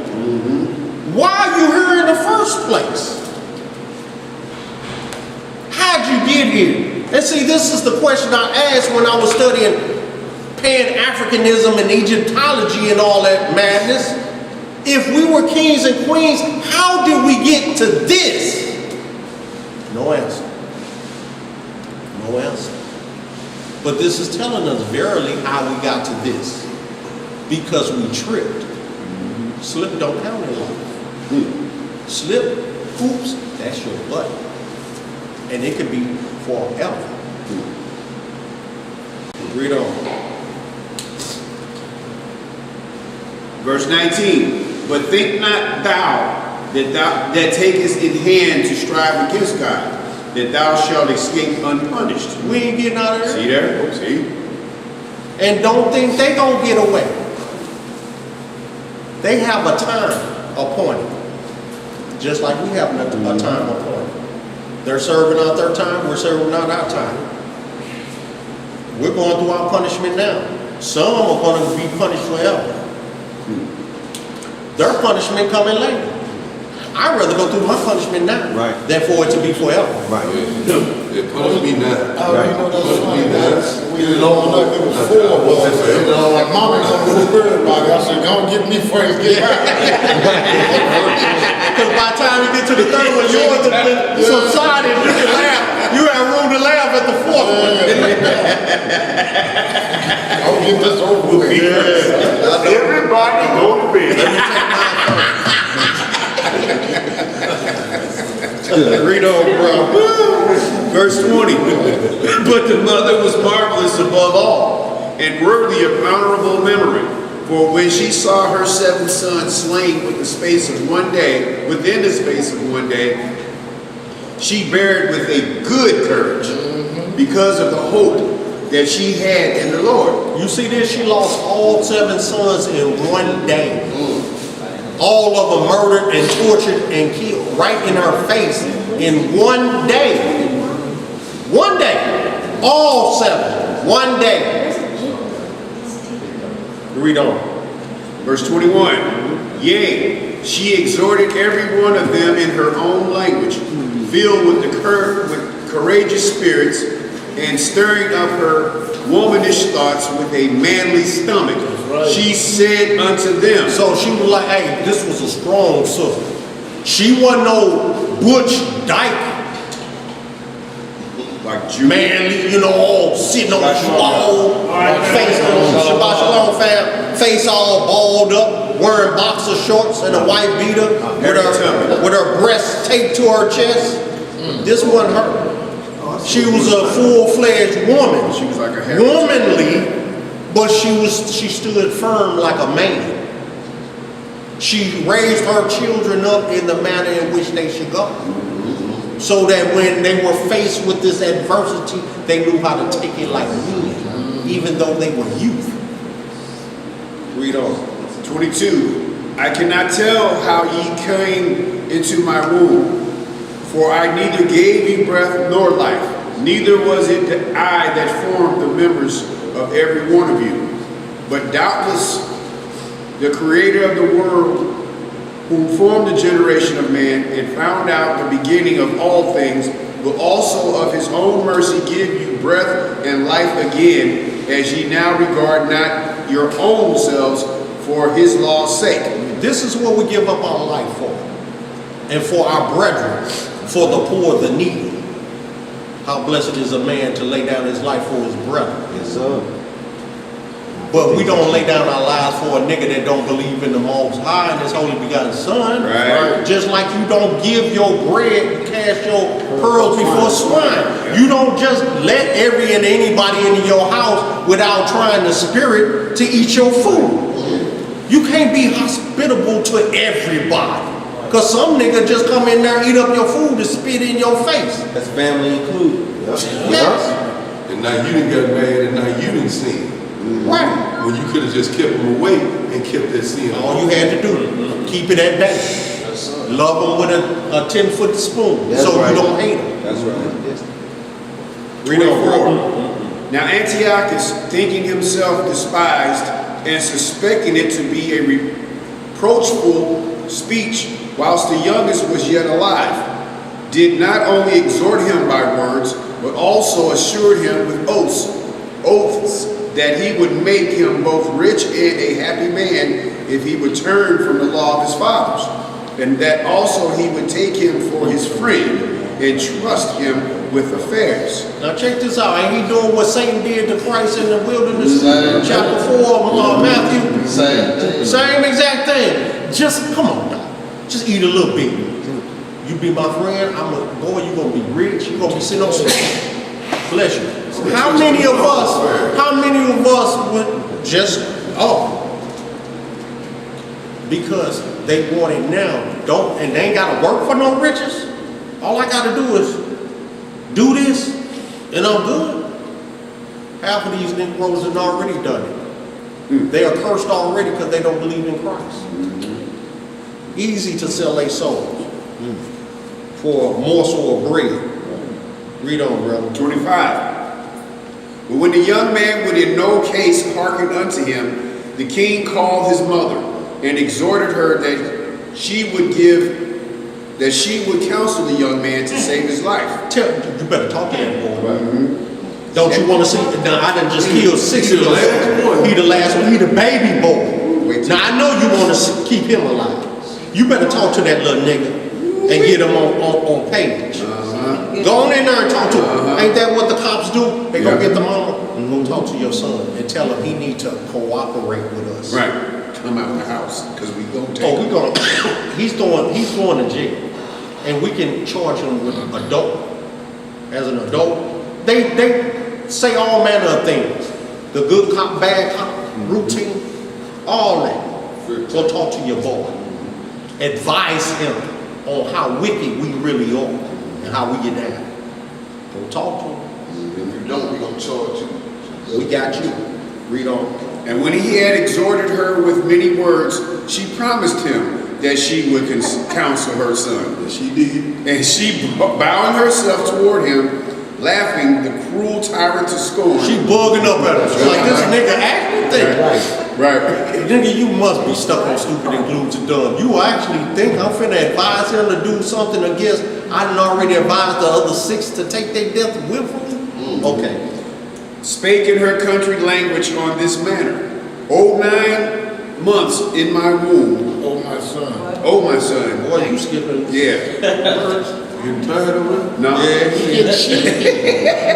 he said the chicken. We started from the beginning. But she bowed herself towards him, laughing the cruel tyrant to scorn, spake in her country language on this manner. O my son, have pity upon me that bare thee 9 months in my womb, and gave thee suck 3 years, and nourished thee, and brought thee up unto this age, and endured the troubles of education.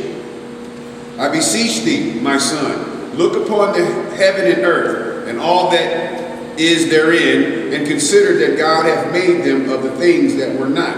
And so was mankind made likewise. For now, fear not this tormentor, but being worthy of thy brethren, take thy death, that I may receive thee again in mercy with thy brethren. While she was yet speaking these words, the young man said, Whom wait ye for? I will not obey the king's commandment, but I will obey the commandment of the law that was given unto our fathers by Moses. He didn't even say his mom. He said, I obey the law given by our father Moses, by the Most High, to Moses. He knew to esteem the Most High first and foremost above his mother. Because that which is of heaven is heavenly. That which is of the earth is earthly. He know his mama can't grant him salvation. He said, no, mama, you ain't got to wait for nothing. I'm on this. I'm ready to die for these laws. Read on.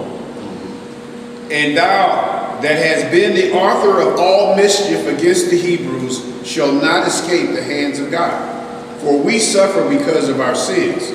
And though the living Lord be angry with us a little while for our chastening and correction, yet shall he be at once again with his servants. He said, I'm going to dwell amongst you. I ain't going to leave you comfortless. I'm coming back to get y'all. Read on.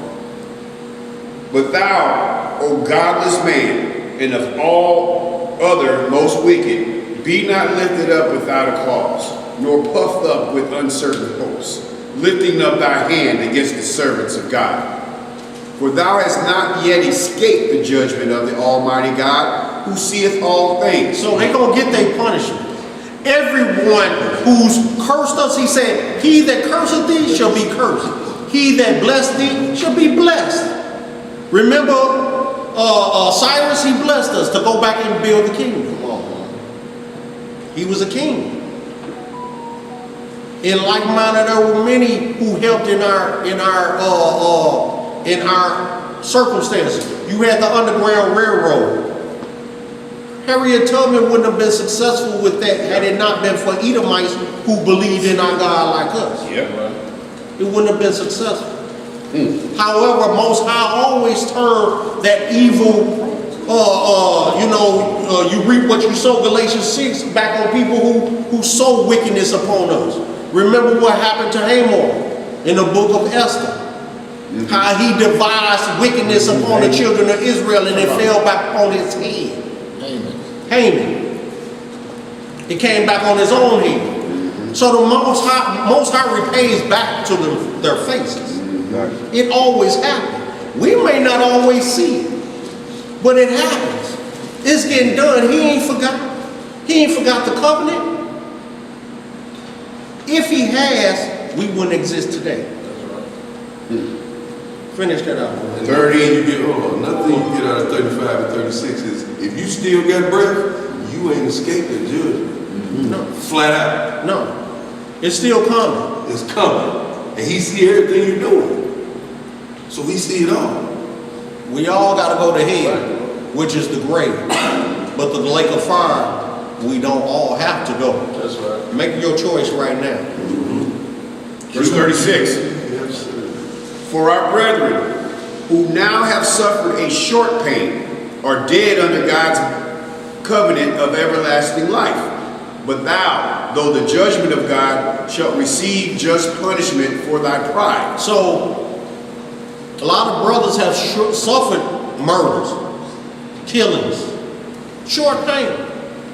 But they shall be resurrected to eternal life. They didn't get out of the punishment. Every man, it's appointed for every man to die once. Why? Because of transgressions of the law. We don't escape that. That's still going to happen. However, there's protection if we abide under his law, statutes, and judgments. That's why he says, I pray that you take them not out of the world, but you give them protection. So all we can pray for in this calamity, in this captivity, is protection from our oppressor. That's the only protest we got in this, is that we have protection. And that protest, that has to be a prayer and supplication made unto the Most High. That's right. Out of a pure heart. We can't ask anything amiss with a doubting heart. Hebrews 2 says many didn't get into the kingdom because of unbelief, doubt. They have no schisms. Let's finish this out. He ran to the restroom.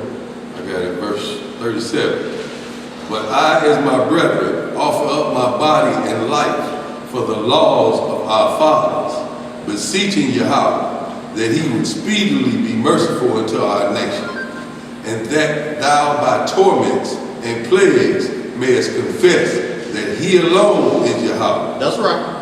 And that in me and my brethren, the wrath of the Almighty, which is justly brought upon our nation, may cease.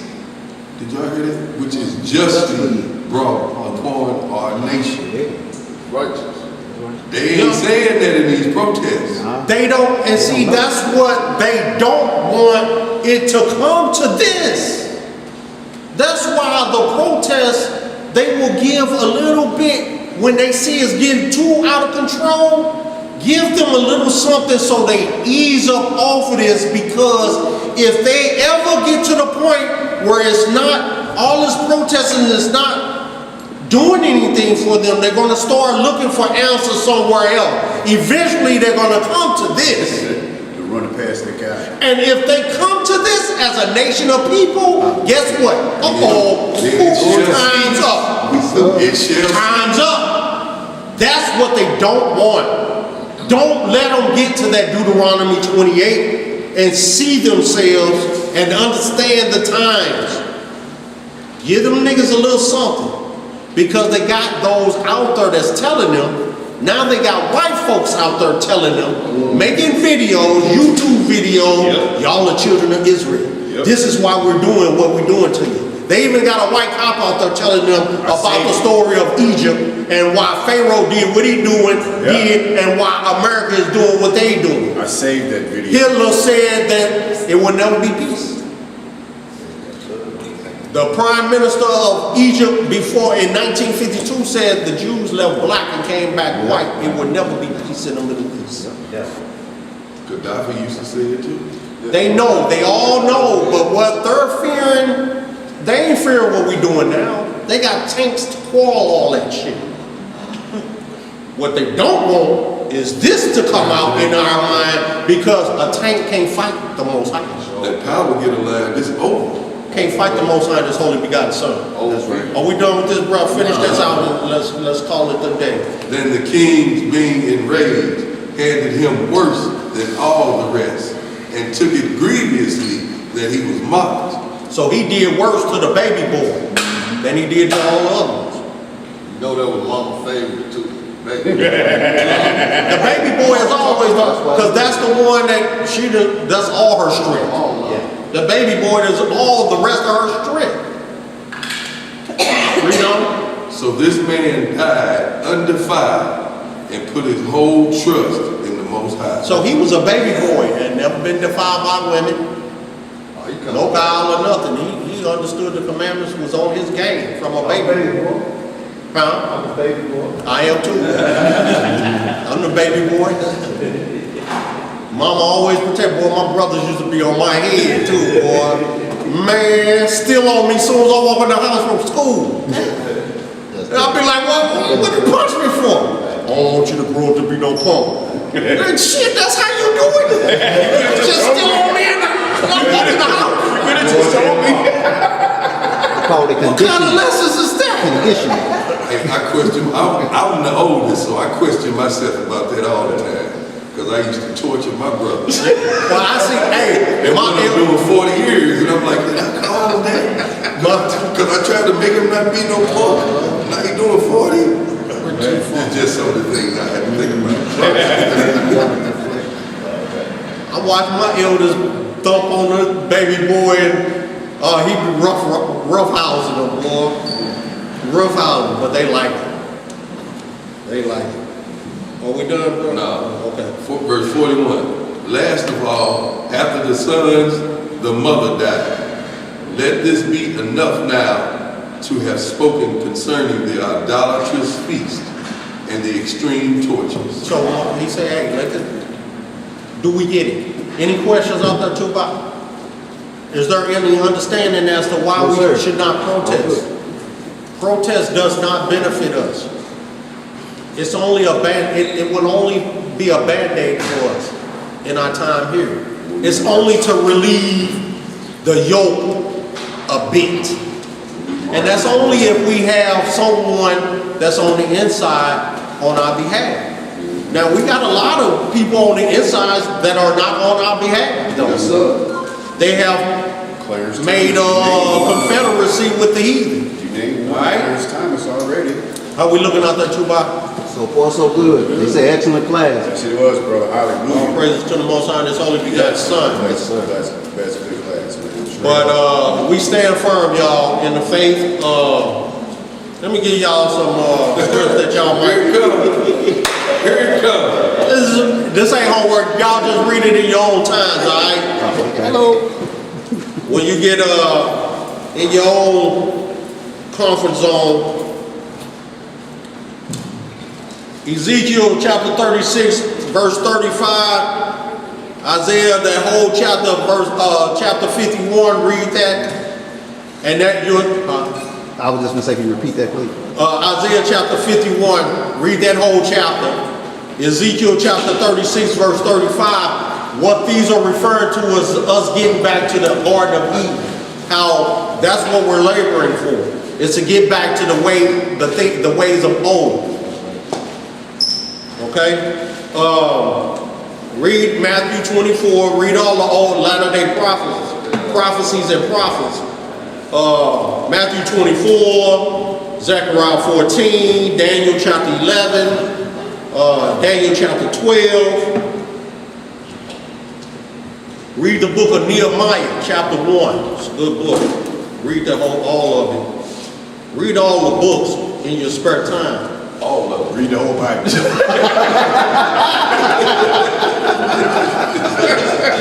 ought to be doing it anyway. That's why I said You ought to be doing it anyway. And then Micah chapter 6, verse 8 through 12 is good. James tell us how to behave, what we should do in these hours.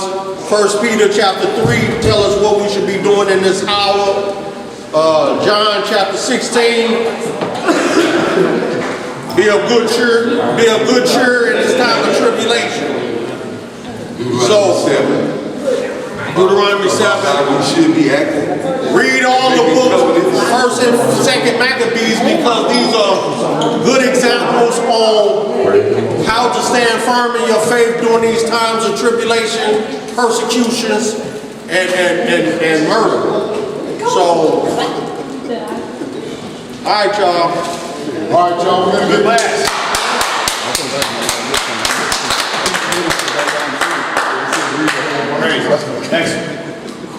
We're going to get this closed in prayer with the Most High's permission. In the name of His only begotten Son, our Lord and Savior, Yahushua HaMashiach. Locally we call him Jesus the Christ. Long live the King. Long live the King. Reading in the book of Psalms, in the 66th chapter, it reads, "Make a joyful noise unto Yah, all ye lands. Sing forth the honor of His name. Make His praise glorious. Yeah. Say unto Yah, how terrible art thou in thy works. Through the greatness of thy power shall thine enemies submit themselves unto thee. All the earth shall worship thee, and shall sing unto thee.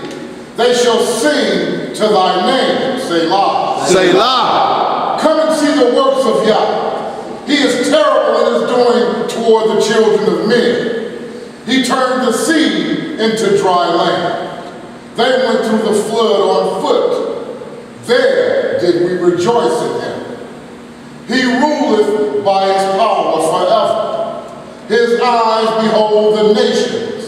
Let not the rebellious exalt themselves. Selah. Selah. Oh, bless our Elohim, ye people, and make the voice of his praise to be heard, which holdeth our soul in life, and suffereth not our feet to be moved.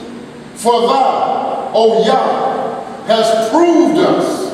Thou hast tried us as silver is tried. Thou broughtest us into the net, and laidest affliction upon our loins. Thou hast caused men to ride over our heads. We went through the fire and through water, but thou broughtest us out into a wealthy place. I will go into thy house with burnt offerings.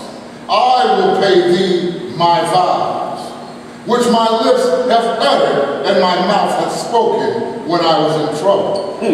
I will offer unto thee burnt sacrifices of fatness, with the incense of rams. I will offer bullocks with goats, Selah. Selah. Come and hear all ye that fear Yah, and I will declare what he hath done for my soul. I cried unto him with my mouth, and he was extolled with my tongue. If I regard iniquity in my heart, the Most High will not hear me. But verily, Yah hath heard me. He hath attended to the voice of my prayer. Blessed be Yah, Yes. which hath not turned away my prayer, Yeah. nor his mercy from me.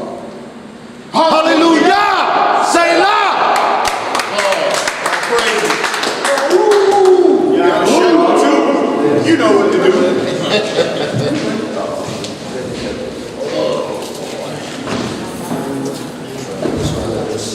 Boy, they selling